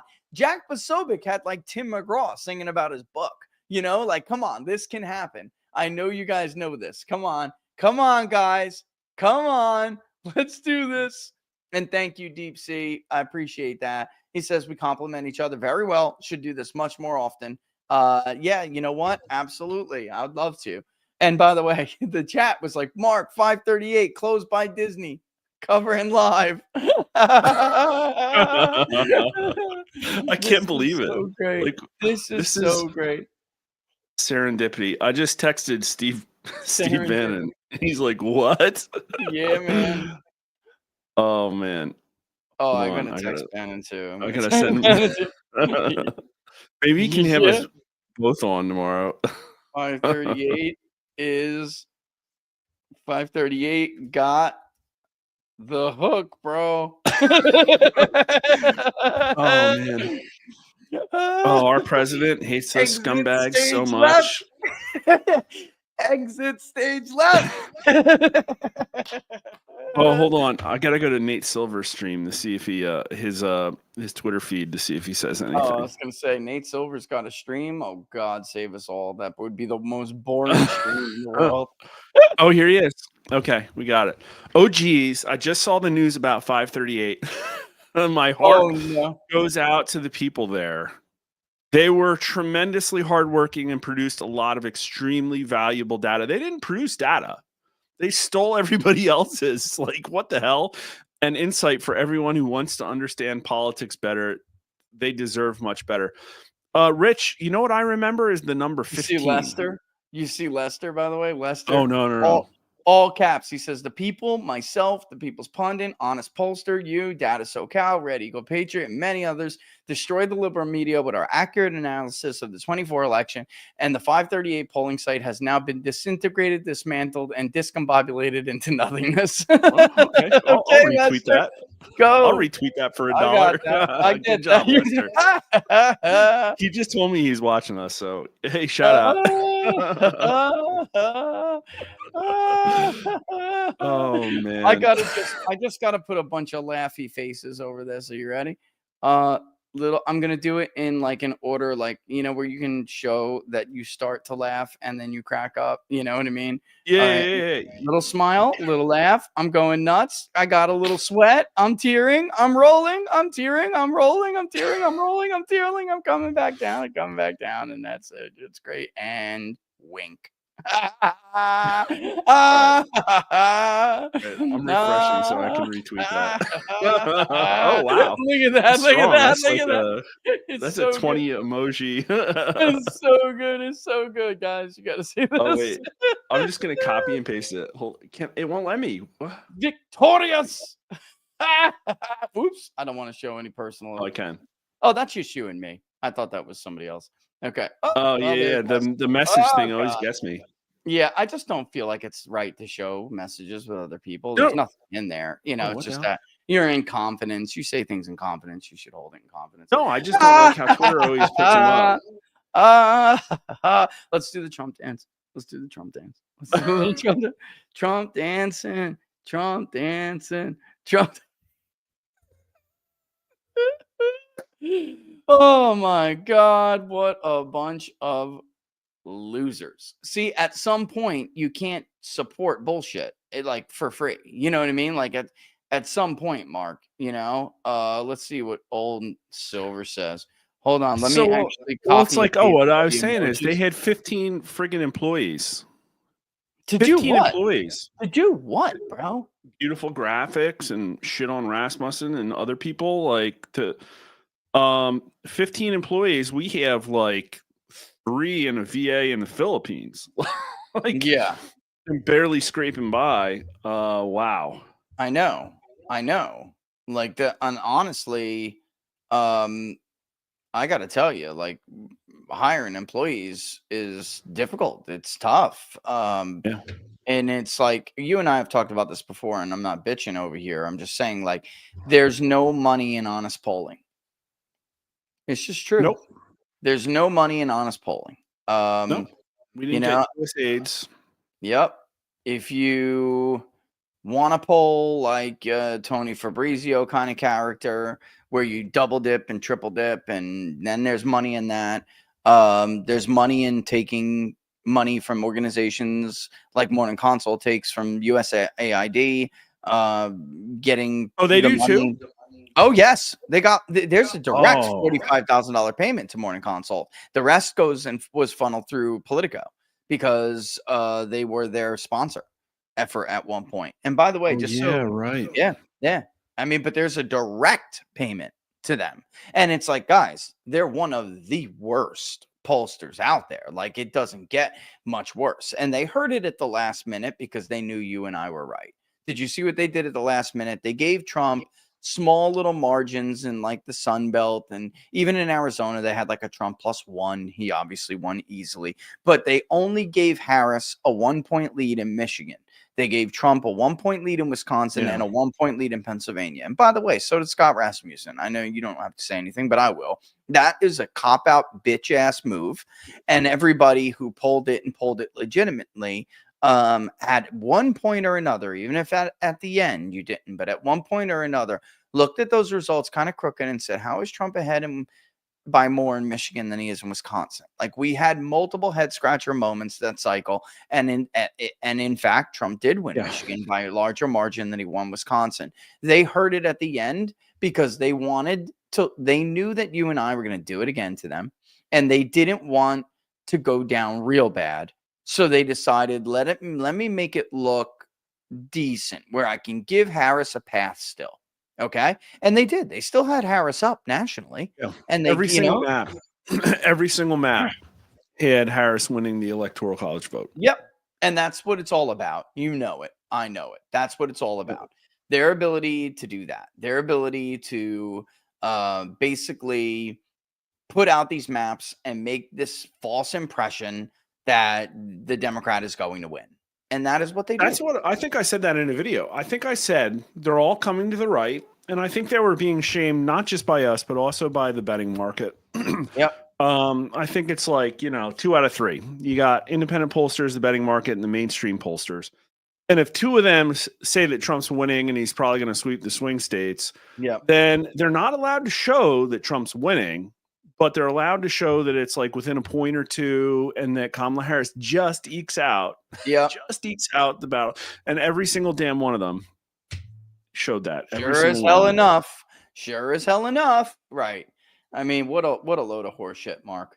I think I said they insert just as much leftward bias as they need to get the Democrat to win. Yeah. Yeah. That's and exactly. So, and then even if they're wrong, they can still say, well, it was close and we were within the mark. It was a reasonable projection, even though, and I always wanted to ask you this, like in 2016, I thought we could see it clear as day Trump was going to win, but I could understand some people who may have saw it differently, especially if you were polling both nationally and in the battleground states. Like nationally looked much closer, was more favorable to Hillary, but in the battleground states, it looked like Hillary was like slipping so fast. It was so fast at the end. And I'm like, oh, Trump's going to win, right?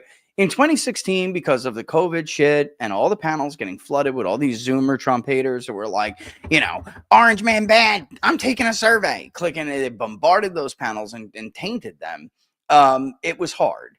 But in 2024, it was not hard. Like, it was obvious Trump was going to win. Like, obvious. Like, he had support that was ridiculous among groups that you don't see Republicans doing that well with, ever. Like, so in your polling, was it like... It was easy. It was easy. It was easy, right? yeah. Like, this was not hard. Like, this was like the not calculus a call. For me was that my response bias is very different than theirs. And my response bias is that Democrats don't come into my methodology until there's like a major, some major shot gets fired. And so the shot that got fired this time was the Biden debate. In 2022, it was the Dobbs decision. Yeah. And it's like, oh, that tightens everything 3 or 4 points. And people could say, oh, well, response biases are bad. You shouldn't have them in your poll. And it's like, well, elections are a response bias. Yeah. Because if I had an election before, the Biden debate, who's to say my poll would have been wrong? And then, so that got us from something in the vicinity of like Trump +8 down to like Trump +5. And then I'm like, the independent numbers look too strong. It's probably not like that. Let me look at, correct for party and look at the recall vote. Yep. And I went through a process where I'm like, well, is it right or wrong? And ran it a couple different ways. And I said, you know what? It's probably right to handicap Trump support because I just saw so much of it. So I put recalled vote in. It was so blatant, right? Like, I mean, it was blatant in your face. Oh, it's like 3 points for us. So that got us from Trump +5 down to Trump +2. And then I just said, all right, like, let's see what the numbers do. And so the entire industry went from they shifted to the right while I shifted left after the debate. Because they got a tap on the shoulder and they said, it's okay to show Biden down. I really think that happened. Yeah, me too. And then it's like, okay, well, they all have Trump up and now Kamala Harris is in the race. And they all did this like 7 to 9 point response bias. Yeah. That I just didn't have at all. Like, it just wasn't even Scott there. had it. He had Harris up 5. Yep. And we never had Harris up once. No, so my numbers just didn't change. Yeah. Yeah. So it's like, it wasn't hard. It's hard to know what's going to happen in the battlegrounds because everything's within the margin of error. And, the battlegrounds have a tendency of surprising you, let's just say, right? Sure. But I was not, we were alone there for a while in August and September, and I had a lot of sleepless nights. But wondering, are you doing something wrong? Is it really me? Like, you always do that as a pollster, like, am I missing something? Is it possible? And if you care, if you're a good pollster, you worry about that stuff, and it keeps you up at night. Keeps you up at night. And you know Does why I me. never, I never changed anything.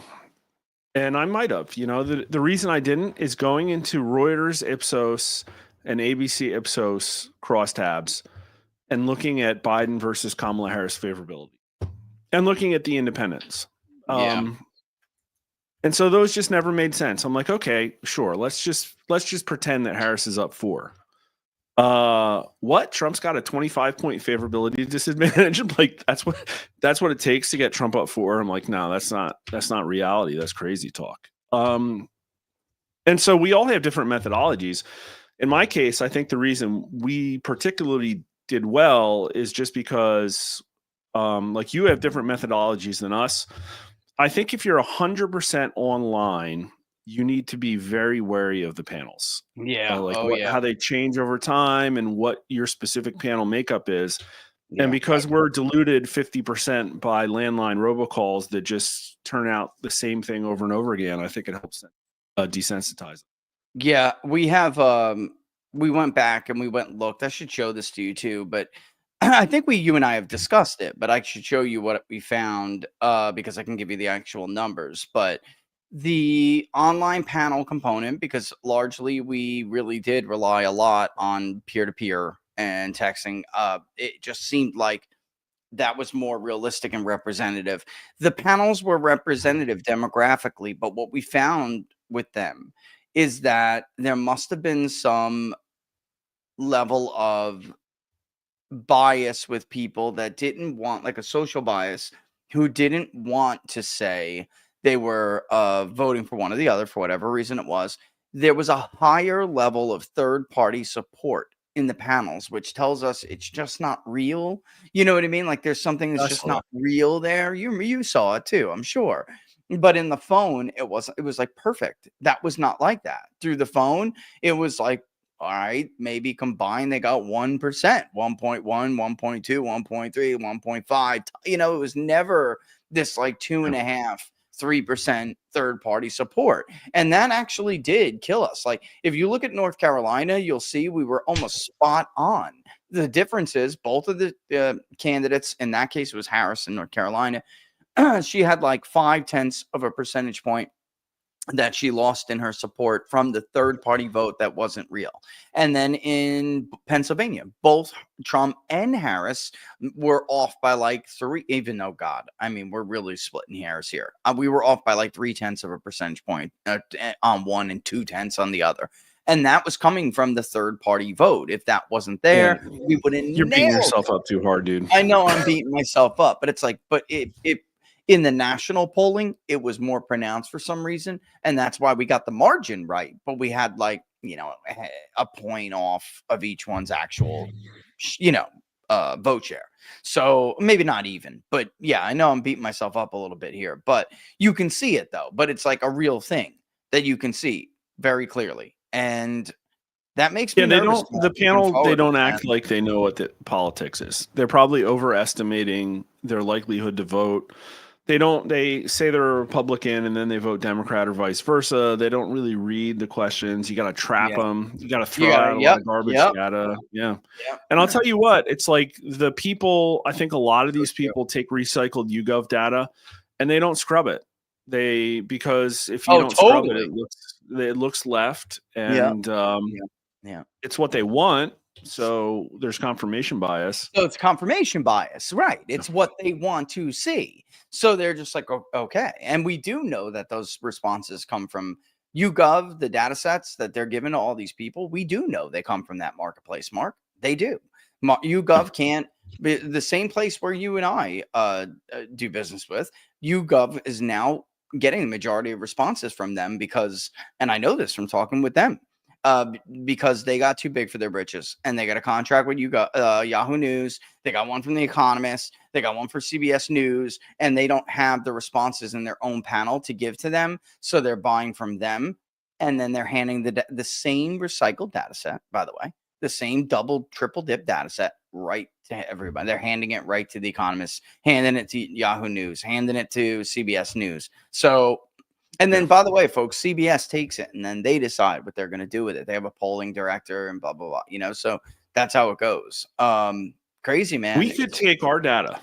We could take our data, scrub it, you know, package it, you know, program the poll, whatever, hand it to these companies and charge less than YouGov does. And it would Oh, be more yeah. accurate. Oh, for sure, bro. And it would be way more than we charge for private polling. I guarantee you. I'm Yep. sure they're paying through the nose. Yeah.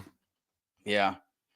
Well, shit, man. It is getting kind of late. What I a guess night. Pack it up. Yeah, it was a hell of a night, though, wasn't it? This was good. I'm glad. Ow. I'm Well, glad- about Trump's speech, you know, I think he left some stuff on the table. I liked too. the tone that he used to attack Democrats, but I think like the content was very similar to a campaign speech. And it was like, it's great that he piled onto illegal immigration. Maybe I would have picked different anecdotes that were a little bit more relevant to what's going on in government. But, you know, he didn't address NATO. He didn't really address criminality in DC. No. he And didn't. that's all stuff that has to happen at some point in time. Like, Right. Because the Democrats are coming, guys, at him hard now, and really at Elon hard now. They are starting to scare some people with this concept of Elon doing this. And it's like he did not, to my mind, he did not explain to them the severity of the like it's criminality. It's not waste. It's not abuse. It's fraud. The American people are being raped and pillaged. They were, in fact, managing our decline, and they were going to get as rich as they possibly could out of it. That is what has been going on. They're destroying your country, and they're profiting on the way down. And Trump needed to tell them that, and he did not. I mean, he missed, in my mind, he missed a big opportunity here. The whole country was watching. He missed the country big has like a opportunity. 10-pound tapeworm, basically, is what it is. Yeah. A parasite that is killing the host. And, you know, it needs to be forcibly extracted. And I think, I don't know, I think people are going to get mad, but maybe everybody's been so disillusioned. But I think there's going to be a public outcry of anger, and we're trying to pull that concept. We're going to look at it a lot more. But, you know, I talked to John Solomon down in CPAC, and he's like, no, they're never going to be able to hold everybody accountable. There's just too many of them and blah, blah, blah. And you're going to have to settle with them like resignations and loss of security clearances. But what about if people demand it?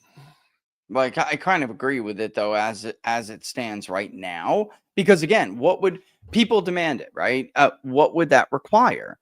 It would require the president properly explaining to them what has been going on. And he did not do that. Now, I actually think there may be a reason for that, guys.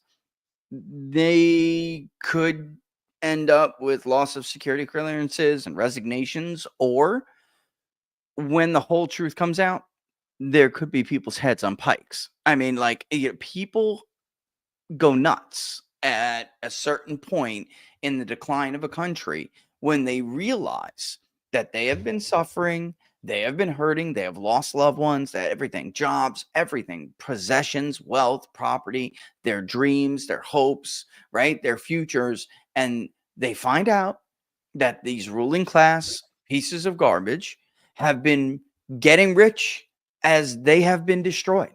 And people get dangerous. And maybe that's what's going on here, Mark. Maybe the president is trying to navigate this in a way where, listen, guys, I hate to break this to you. The reason they don't let Musk or even elected officials into Fort Knox to see the gold is because it's not there. It's a major lie. There's nothing there. They spent that gold years ago. That's in the pockets of political families ages ago. And if what I just said became known, and the whole country knew that, the economy would collapse, okay? And people would go insane. And maybe that's what's going on here. I just think that I'm a little bit less risk adverse, Mark. I think that it has to be said. I mean, people have to be told how bad this is. Otherwise, we're just going to go back to them raping and pillaging us on the way down again. Like, Until we go down. People Yeah. need to be told how bad it is, because I don't even know if a lot of Americans know what Fort Knox is.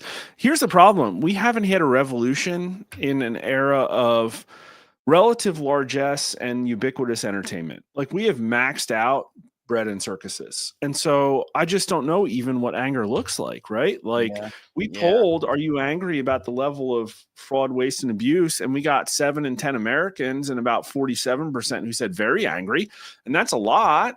Yeah. But like, how do you measure like heads on pikes? I don't know. Yeah. No, either. That's a good question. There will probably be like symbolic events that happen where it's like some very specific thing that just captures the public zeitgeist, like an Elian Gonzalez picture or something like that, right? And that's just unpredictable. Yeah. But You don't know until it happens, Mark. Like, Yeah. you don't know what sets it off until it happens. And then you're like, oh shit, this is a moment. And usually by the time someone like you or I blow the whistle on it, it's too late. The things are rolling. The events are in motion. You know what I mean? So, yeah, well, it's hard to even say if it's right or wrong or healthy or unhealthy. Oh, we talked about fourth turning. Yes. Have Yeah. you heard, so I read the book because of Steve Bannon, because I was coming to him with polling that showed, oh, people hate the weaponization of government, like all the stuff, like all the subtext about why Trump won that none of the mainstream pollsters wanted to touch. Yep. And so, really long story short, it's a historical concept. And the idea is that in progress-based societies, not like agrarian ones, there becomes a cycle of crises that happen because of institutions that get built by people, right? And so it's like people form government, they build institutions, they have churches and stuff like that. And they do it because they've gotten through a crisis and there's a high level of social cohesion and value seeking and order seeking. And so that happened for us recently in World War II. Like, everybody came out and they're like, man, you know, everybody went to church, everybody went to companies, they all did the same thing, they all listened to the same radio shows because they needed order. But then the need for order went away, and so people became more individualistic. And then what happens with like about a 1 generation lag is that all of the systems fall apart. Yeah. And that's where we're at. So the you get to an era where the demand for order is low and the supply of order is low, and then all of a sudden the demand for order becomes very, very high. And I think that is what Trump is, and the timing's perfect because this is supposed to happen every like 90 years or so, 4 generations. And we have World War II, Civil War, Revolutionary War. It goes all the way back to like 1500s in Western society. Yeah. So we're here at the cusp of potentially a major crisis that should change people's opinions very rapidly, like even more than 9/11 did. And the tell is that a signature of the fourth turning is that a new generation appears to fill the vacuum of leadership of all of the people who allowed the institutions to crumble. And that's why that 18 to 39-year-old flip is so stunning. And so this was unpredictable. The idea that Doge would be able to come in and just turn the government upside down on its head, and that the 18 to 39-year-olds would be so plugged in. Be okay with So on the tail end of this crisis, what it tells us is that social cohesion, unifying values, and institutional strength will be high. And it's coming within 5 to 10 years max, probably more like 5. And it would be great if we could get there without a war. Yeah. And nothing says it has to be a war, but it has to be something that changes everybody's mind so incredibly and overpoweringly. And I don't know what that is. Like, maybe it's Nuremberg trials. What is that? You know, like what is it? Yeah. I mean, and that's another thing. You can't have a moment like that where there's that level of accountability without, again, and so I'm beating a dead horse here, but without, again, the president himself doing what needs to be done, saying what needs to be done, and communicating the level of severity to the American public. He's the only one who can do it, Mark. He's the only one who can do it. You know, that's it. And so like Nazi Germany is a really good example of a fourth turning event, I believe, because people will say like Hitler came in and he poisoned everybody's minds and he, you know, but really what was happening is that their society was falling apart. And it was demanding order. Yeah, And Hitler just came in and gave people what they wanted, that's it. which was some value or order or something, right? And it was evil and bad, and it like caused them worse problems. But like that They wouldn't were have in a happened really if, shitty situation. They were in a yeah, really shitty situation. Wheelbarrows full of domestic currency to buy a loaf of yeah, fucking bread. I mean, prostitutes everywhere. Actually, transgenderism rampant in certain parts of Germany. Apparently, I mean, so people would say.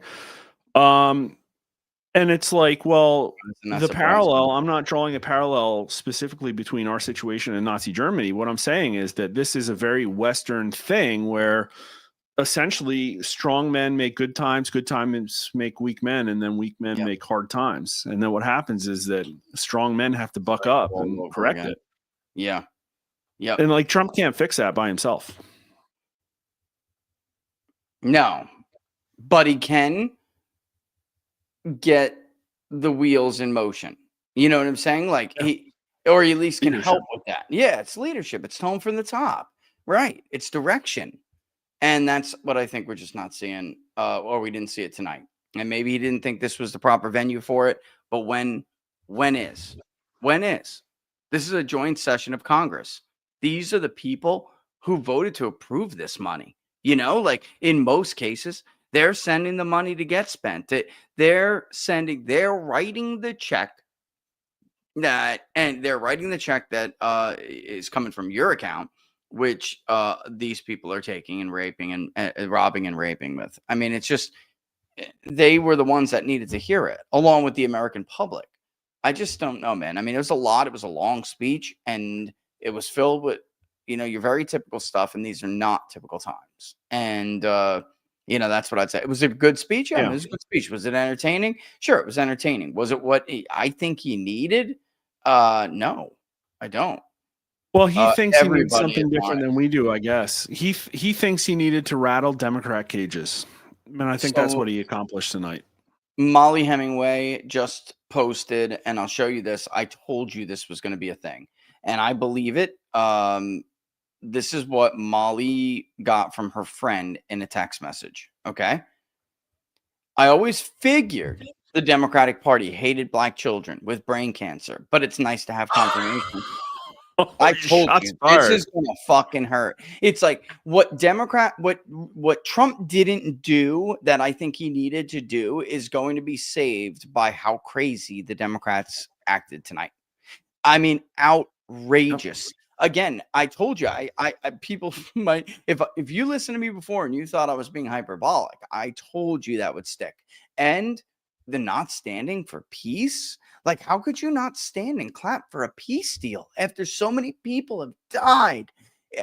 Guys, they're nuts. And sitting there with their little paddles, I'm telling you, somebody meme it. They're auctioning off America's national security, its wealth, its treasure, its blood. They're auctioning off its future. And they got these little paddles in their hand. I'm telling you, that is the meme of the night. Hey, but can I get America's future for 800? Yeah.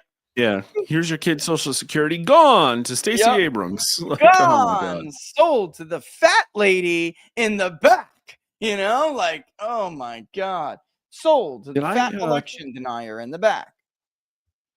Trying to look back at what I tweeted about what was coming up. I think I said Democrats should stand up and applaud things that are good for America. Instead, they're going to petulantly protest. It's like, yep. That's exactly what we saw. I thought I said something about the article about how they were going to use props. Yeah. Okay. Axios says that the Democrats are considering a wide array of props, including eggs or empty egg cartons. Well, good for them. They didn't do that. Pocket constitutions to make the case that Trump has been violating the Constitution. Like, who are these people? I said, or how about this, Democrats? Adopt a platform that's relevant to a majority of Americans. That would be the thing. And poor Dan, man. That would be the thing. Dan, hello, Jimmy. Karma's a bitch, you wrote. I gotta quote. I gotta retweet that. Because these are people who tried to destroy our livelihoods. These are people who tried to destroy our reputations. Why are we? And Nate Silver says they deserve better. You know what, Nate? Go fuck yourself. That's what I have to say to you. Go fuck yourself. Your business, your entire business, was to hurt good people. Oh man, somebody just quote tweeted us in a reply to Nate Silver. I feel like I'm obligated to say something now. Who needs aggregators or other pollsters when there's honest and accuracy from yeah, we didn't talk about this, Rich. I changed that's actually golden. I changed. I did saw it? see. I did. Honest Pollster. I saw it, dude. That's hilarious. I was like, I noticed when I went to tag you that you were going to be on, when I was sharing the teaser video, the link. I was like, oh my God, that's hilarious. Because if you type in your name as you're typing it, it still comes up because I follow you, So it was hilarious. I'm like, oh my God, that's good. Honest Pollster. I mean, it's time to rub it in their face. Now's the time to do this stuff. They never were operating under honest pretenses, like they never were. And I think it took us many, many, many, many years of playing a game that really was just totally worthless. They were not good faith actors. And we wasted all this time pretending as if they were anything but, it's just, or you know what I'm saying? Like, yeah, no. Rich, put my screen up. We gotta edit this live. Which one's you? Here we go. Wow, okay, 15 employees to insert left bias for the kleptocracy, and who refuse to accept data that would have made their product more accurate for ideological reasons. I guess I need to edit that a little bit. I mean, I would just say 15 employees to insert left-wing bias for the kleptocracy who refused to accept. That's how I would say it. Yeah, people. I use numbers, not words. Sorry. yeah. And who refused to accept and make refused past tense with a D, because they're done. Oh yeah, they're dead. That's right. Because they're done, bro. You know what I mean? Yeah. Okay. Boom. Yeah. There it is. Yeah. Sweet. I don't normally do this, but I'm gonna like my own tweet. Where do I have to go into his tweet, right? I thought I just laughed at it. I guess not. And it's been 40 minutes and he's only got 40 retweets. That's it. David said 538 produced propaganda. Its fate is well deserved. I'm retweeting that too. David. Look at this I had guy him on my show. Look at this guy, Brad Heap Shanker. Sad end to great venture. You believe this? Cynical Publius, who follows me, by the way, said, other than being pretty consistently wrong, they were the best. I like that. Click. You and I liked it at the same time. I saw the number jump up too. Funny, dude. No, I'm liking it right now. Somebody's. Oh, it must be chat then. It's just flying off the handle. I mean, this is unbelievable. Oh no. Numbers Cruncher 2012 said when schmucks like me are better than you guys. Is this real? Hold on. Somebody's got. I can't see this. Rich, put it back up. Okay. Is this? Yeah. What are we looking at here? Oh yeah, that's what's his name? Data Republicans graph. And but somebody quote tweeted this under Nate. Is this saying no, this is over. Okay. He's probably in the election consortium. No, I'm sure 538 probably. I don't know, but I mean, I haven't dug for it. I can't believe I didn't research that. But I'm sure they're under the election consortium category, which is obviously a bunch of propagandists for elections. You know what I'm saying? That's all they did. The election consortium. What a joke. What an absolute joke. The election consortium is the word, by the way, used for the media that basically buys exit polls together, did everything like that together.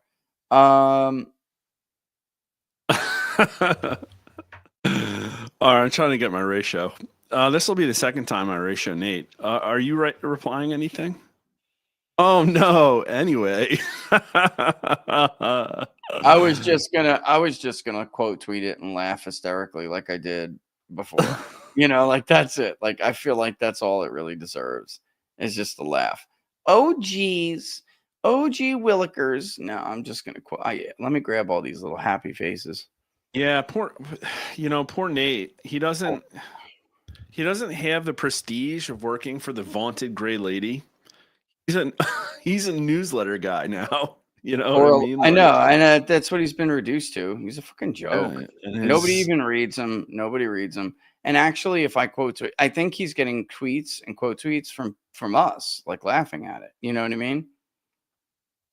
All right. Yeah, his replies are horrible. Like, Twitter does not like Nate Silver.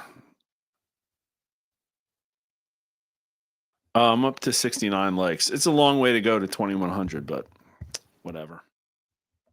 All right. Let me put another one in there. Where does it start to laugh? Let's start the laugh. Let me write, look at the replies. Ha ha ha ha ha ha ha. Poor election propagandist. That's good. Poor election propagandist. I'm sorry. I'm tired. Propagandists. Whoops. I'm going to hit that with the main account. I'm going to hit that with the main account, Rich. Propagandists and fake polling experts.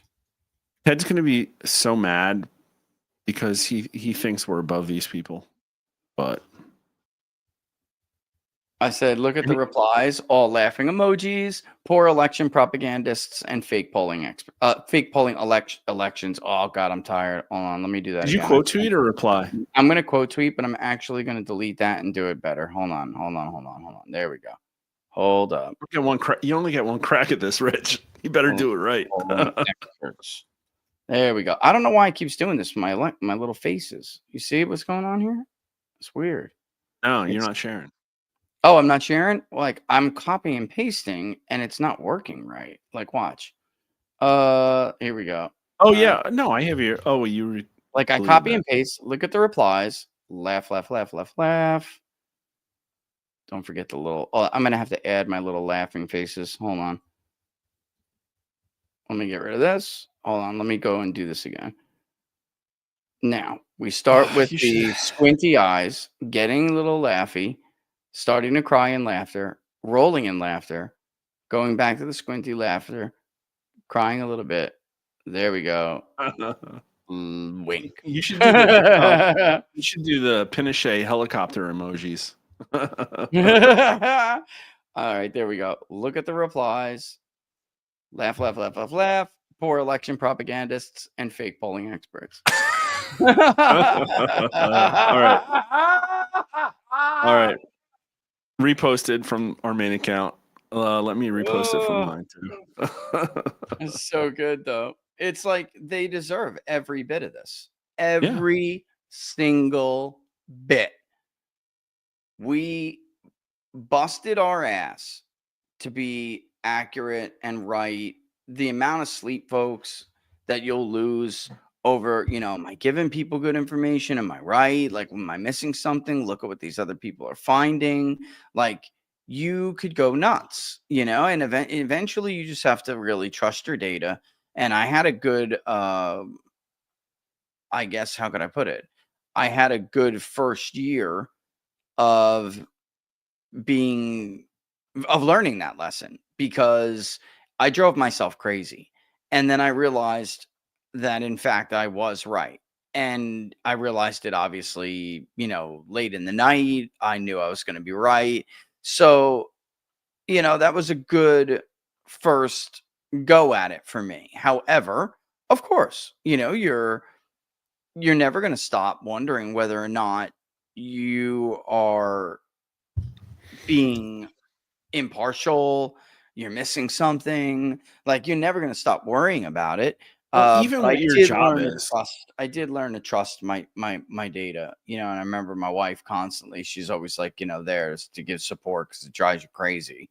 But she's always there to say, trust yourself, trust yourself, trust your work, trust your work. You do good work, trust your work, and that's the best advice you can give. It is. Yeah, the part that got me, and you've been through this more cycles than I have, is it's like I could make these numbers say whatever the hell I wanted if I wanted to. Of course. And Yeah. And they it's do. like, And they do. yeah. That's the And it's thing. not like I'll just like lie and type the wrong number in the crosstabs. It's like, no, the No. process you go through of, okay, let's look for bad data. Okay, let's get rid of outliers. Okay, let's, collect more data. And it's like you have to have a good reason for that and know when to stop and know that you're doing it without looking at the data or however you justify it. Yep. But at the end, I had a pretty good idea. I'm like, yeah, probably low in Arizona. There Wisconsin will probably, I basically had a toss up. I think I had Harris +1 as a final in Wisconsin. And it's like I had a better intuition about what the right answer was than my actual polling. But I still just published my polling. And Yeah. I think there are some people, like even independent pollsters, who like put out a number. Oh, I they know think, there is. I know there is, bro. I know and they that's do not it. polling. Yeah. No. I know they do that. I know for a fact that and then I don't know how it works with your workflow, but we, like you said before, there's some just bad stuff in the panel. And so we have basically created this way to clean the data and identify people based on their behavior that, like you said, they're not really conducting a survey or an interview. And it's easier to do when obviously it's a live caller. Often they won't even stick around for it, or I shouldn't say live caller, a live interview in general, like peer-to-peer texting, they'll give up or something. So it filters it out naturally. Robocalling does it too, by the way. It'll filter them out naturally, but online it doesn't. And there has to be a way to identify just garbage. And during that process, you could get real creative with how you want to remove certain responses. And I, over the years, have played around with it and said, if you did this, if you did that, if you did this. And of course, I don't release that in my actual product, but it's very easy, especially if you are suffering, you fall prey to a confirmation bias, like I know many other pollsters do, where you can think that that's right or convince yourself that that's right because that's what you're saying. You can't, because or look at the weightings first and know exactly the 5 data points that are giving you the response. Exactly the 5 data points. Yes. And can I justify throwing them out? And it's like, no, you throw your data out first before you run it through the weights. Before you run it through the weights, bro. Before you run, exactly. And I'm telling you, I know that's the case from talking to people at MarketSite who can see everything. And obviously, one of them had given Robert Cahaley shit to Nate Silver, which is outrageous. I mean, I've long been asking Alchemer to please come up with the weighting variable on your own now, because there's no other way. And I never really said this publicly, but do you remember a couple of cycles back when he removed Robert Cahaley from FiveThirtyEight because he got Cahaley's crosstabs and he thought it was ridiculous and he threw them out? And then it was so much blowback. The next day he put FiveThirtyEight back in the aggregate, but he reduced their ranking. I believe this was 2020. And in any event, there was no way. What was the problem? The problem was there was 35% black support for Trump. There was some it was a Pennsylvania poll, I think, and it was some weird regional definitions. But again, I actually spoke up for him. There's decisions the pollster can make that can account for that. It's not like they're doing what Marist does. Which don't tell me how to bake a cake. Yeah, right. Screw you. Don't tell me how. I've seen Marist and others do way worse, make the Northeast 30%. I saw the NBC News poll once because Trump was up. They wanted to limit how competitive the race was. So they put the Northeastern share of the overall sample at 30%. It was only 19% in the raw data, and they weighted it to 30%. That is crazy. That's insane. The Northeast is really 17, but it votes at high rates. So it ends up being more 18, 19, maybe 20% of the overall vote, but it's never a 30%. That's crazy. Nationally, I'd say that's a problem. But if you get it in a state and it's listen, I have one sample, the east and west side of the state are polling identically, And if I throw that in, it's going to make like one data point like 10x, and I'm trying to keep weighting efficiency down or whatever. Yep. It's like, screw you. It's my poll. It's art.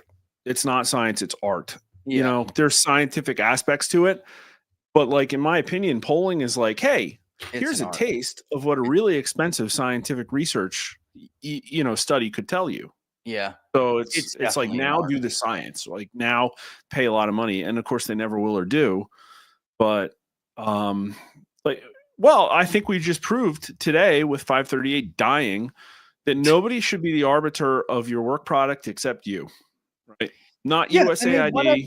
Whatever made them, it was just a ludicrous idea to begin with. And I know I just told the story of how he got to where he was, but I'm saying that should never have been accepted. And for years, I had argued this, like, what the hell makes him of the arbiter of good and bad work in this industry? Not to mention, again, he's not in this industry. They are not. G. Elliott Morris is not in this industry. Oh, yeah. Who the hell? And the questions they asked you were outrageous. I could have asked those questions to a million pollsters, bro. They always do crazy shit. And now we know about the money and where it's coming from. And they had the audacity to ask you whether or not you got money from Bannon or Fox. And does that influence your fucking result? It's like, what? They're getting money from weren't USAID. even worried about the money. They just wanted the ideas are dangerous. Like that's, Yeah, you know what I true. mean? That's It's what like, it really came down to. That's what it really came down to. I typed out a response to their first email, and it's just, some of it was like, at the end of the day, I was like, well, I've answered a lot of this already, and I just sensed a trap. I was like, well, no matter what I type here, they're going to like poo-poo it.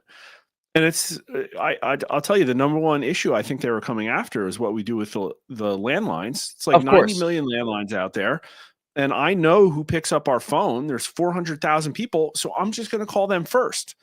And they go, oh, well, how do you ensure you're getting a random sample? And it's like, well, I'm a statistician. I'll fucking figure it out. Right. Yeah. Yeah. It's not hard. Bro, the fucking New York Times did the same fucking thing. And pardon my French, guys. It's after midnight. LA Times. The New York LA Times had a panel of like 500 people. And the New York Times did it too. They repeatedly called back the same people to see whether or not their opinions changed. And here's the funny thing about this. In 2016, dude, all of Ipsos is only 50,000.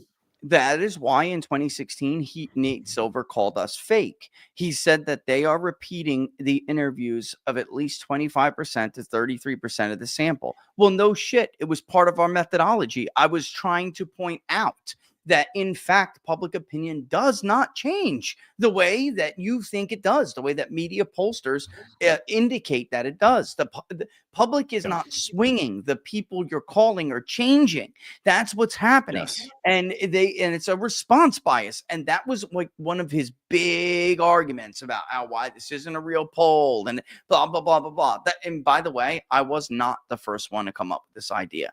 The RAND Corporation, which is the model that later the LA Times used at US Anadorf, right? That was the same thing the RAND Corporation did privately. It was a study that everybody in this industry at the time knew was going on. And they recruited through Xbox players, Mark. Xbox players. Come on, man. But guess what? They were actually more accurate than most other people. And why? Because they got a large sample. They were repeating interviewing the same people. And by the way, Monmouth University, in their I think it was their second to last poll, their second to last national poll, it says right in their methodology that they called back 352 people they spoke to the prior poll to see whether or not those people had changed their minds. The New York Times also did it, and it was right in Nate Cohen's article. We spoke to the same 2,000 people that we spoke to back in August, and we wanted to, well, unbelievably, that was fake 4 years ago. That's a problem and gets Rasmussen thrown off FiveThirtyEight. But if they do it, it's a legitimate reason to do it. 400,000 people, and I only think I actually get 100,000 phone responses a year, right? And it's like Reuters Ipsos, who I'm sure FiveThirtyEight had like right up at the top. You know, where ABC Ipsos. Didn't they have ABC Ipsos like number 2? Yeah. Oh, they ABC. Yeah, probably. Yeah, they only have 50,000 people. Like I have online panels too. Like I probably have 1 million people. Like the online panels are deep. And if you look at the entire world of humans that would respond to an SMS poll, the answer is probably only like 2 million. But they only have 50,000. 1,000 people. Yep. It's like nothing. And I mean, it's like nothing, guys. and As you 538 guys puts him in the know. top. Yeah. As you guys know, we probably spoke to 50,000 people, not a year, but in the course of like, oh my God, I mean, 50? 3 to 4 months, maybe, depending on how heavy we polled, like, because we try to make big samples. And guess what, Mark? There's no guarantee in the panel that I'm not repeat interviewing somebody because those panels, like you said, are monthly only exclusions we do. Yeah. Yeah, we do monthly exclusions, but over a 3 or 4 month period, absolutely could speak to the same person. Absolutely. And if you do your exclusions, folks, if you're too strict with it, you'll get what is called a feasibility issue.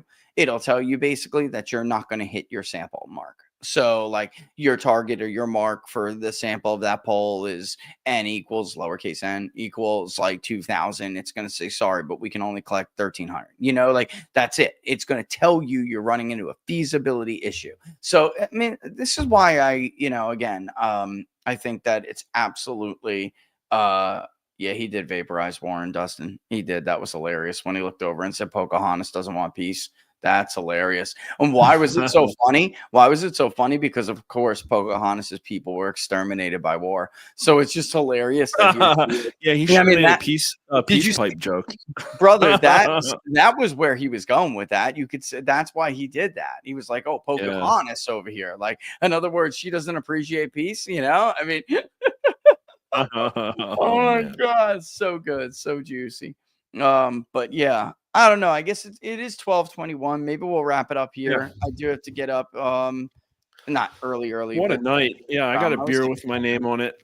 Yeah, brother, absolutely. This was good down stuff. And read some comics. Yeah. This was good stuff. Yeah, I always do that too. I can never just put it down, Even when I sit in my bed, bro, the first thing I do is open up my phone and go right back to it and scroll through it. Right back to Twitter. I'm signing off at Twitter. You know what I'm rereading is it's really fascinating. I read it a long time ago, and I'm not a big comics guy. Right.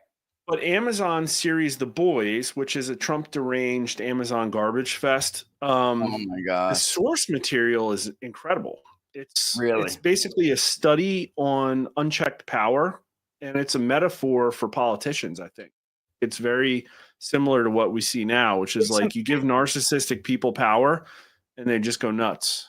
It's amazing to me that they do these propaganda shows and don't even realize that they're actually arguing against their own ideology. And they think they're doing it at a time where it's like they're making the case that it is, in fact, the current person in power, which is usually a Republican.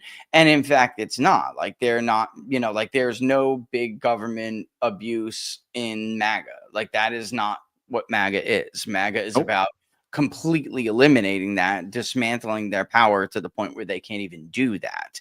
And it's like they don't know that, though, Mark. So they wind up making these propaganda pieces that ironically advocate for their political opponent. And it's insane, but they're not, and nobody ever accused them of being smart or bright, brother. It destroys the cultural relevance. Yeah.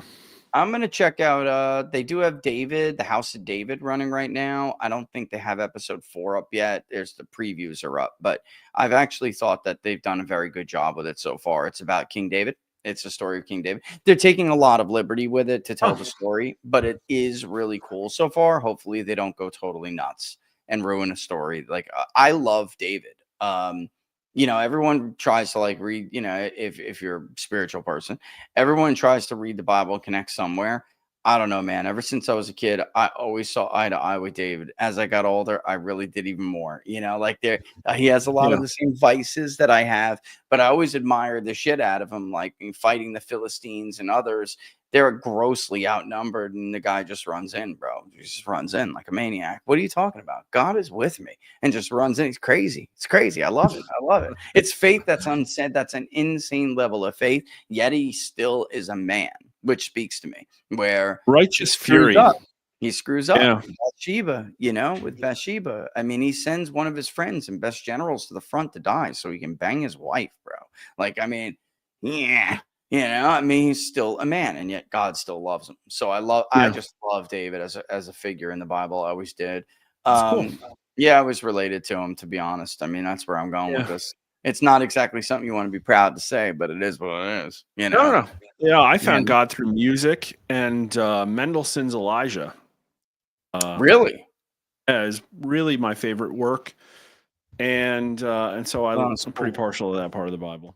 Yeah, that's cool. That's really cool. And I'm not. Yeah, my man, oldest son is named Elijah. Yeah. I always did. I always did really like that name. And look, music. That's interesting you say. You know, I'm a huge music fan. I play the guitar. I mean, music is something like that we're able to create. It's unique, to us, and that doesn't surprise me at all. I definitely feel like those kind of talents that are in us are divine. We create something. It's the humanities, bro. I mean, it's Yeah. unique to us, unique to human beings. It's cool, or at least on this planet. We'll see. All right. We'll tell everybody where to check you out and what your new Twitter handle is because it's cool. Honest Pollster. So, Rich, you should have taken it first. But it turns out it was untaken, believe it or not. I can't believe, you know what's so funny? I can believe that. None of them Yeah, would right. ever think to choose the name Honest Pollster because they're not one, Mark. So I'm not at all surprised that that name was wide open. I need them to get rid of that guy who poses as me so I can get the name without the hyphen, like on Truth and Getter. Oh, wow. Yeah. Pundit. And the guy posed as me and I messed up. I had changed my name a while back. And I had messed up, and this freaking guy did it, man, and took it. And he's just been inactive with it forever. Be careful, by the way, of imposters. There are a lot of them going around. They're even doing it to, Fat Frank Luntz. But like they're going to offer you like scams on crypto and stuff. Just be very careful. I will never, ever DM you or contact you like that and ask you for money for a crypto scam or something like that. All right. So that will never be me. Just remember that. All right. Be careful because I have been reporting them left and right. And I think Twitter at this point is going to get friggin' annoyed at me. But that's why I want them to crack down on that and get rid of that guy because it's like I'm just being impersonated like crazy now all of a sudden. That's never been a problem for me. And it's like concerning me because I do not want my followers to be scammed. I really don't. That would make me feel awful, frankly, but it is what it is. Yeah. So check out Mark at Honest Pollster on X.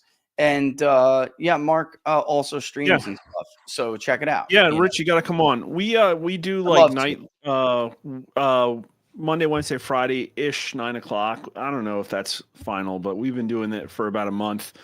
Tomorrow I have a Canadian on to talk about polling numbers about not just Canada becoming the 51st state, but picking the best parts of Canada. So it'll be interesting to hear That's cool. what she says because of the news today that a Canadian candidate for prime minister, I think, is asking for a UK nuclear weapon backstop against America. That's pretty crazy. Yeah, I actually think that Trump is showing how much these people are just fucking insane. Like they're just out of their minds and they've never had to deal with their own security in the past. And look at how irresponsible they're acting and the things they're saying. The truth is they know what I've been saying for weeks now, which is true, that they don't really have a say here. If Trump wants to be a dick, he can be a dick and there's nothing they can do about it. Canadian lumber, if we cranked up our lumber industry, Canadian lumber would really not be able to compete with us, not because they don't have it, Mark, but because they limit so much of how much they're allowed to produce. So like they rely on us fixing the market for them. Well, if we don't do that anymore, then they're going to have to suddenly be pragmatists and not ideologues. And good luck. Good luck. I just don't see it. I think they're going to find out. What it's weird is it turns out it might not be Russia. It might be just like non-American Western Europeans infatuation of just throwing young men into a meat grinder every 80 years or so. And that looks like it's where they're going. They're posturing. They just want war. And it's super weird. But yeah, like Rasmussen _poll, Honest Pollster at Twitter. And we stream at Rumble and YouTube and stuff like that too. So cool. This was fun, man. This was like a lot of fun. Every time we come on, like remember last time it was Ann Seltzer taking US AIDS money. I know. We get together and it's dangerous for these SOBs. This is great.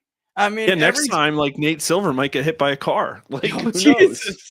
Or maybe his poodle Fifi. We'll get hit by a car. I'll Right. never forget that, bro. I'll never forget that. With my poll in Florida and then the early voting in 2020 and how much Republicans were voting, I was like, my poll is going to be dead on if this continues. And he's like, I'm not going to entertain this BS. I'm going to walk my poodle or whatever. And I just jumped on him. I was like, of course you have a poodle, you fucking soy boy.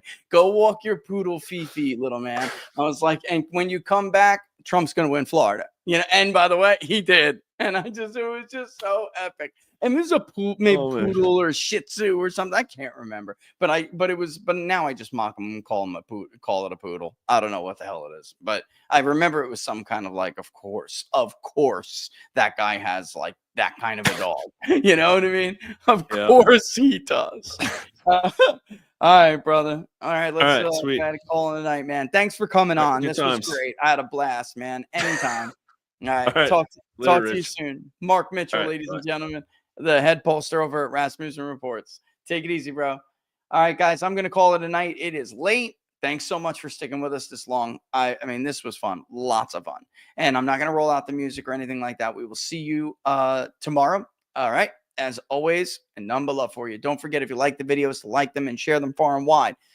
And also sign up on Locals, peoplespundit.locals.com, peoplespundit.locals.com. Links for everything are in the description, as is the Public Polling Project if you're feeling generous. And we'll see you tomorrow. All the best, guys.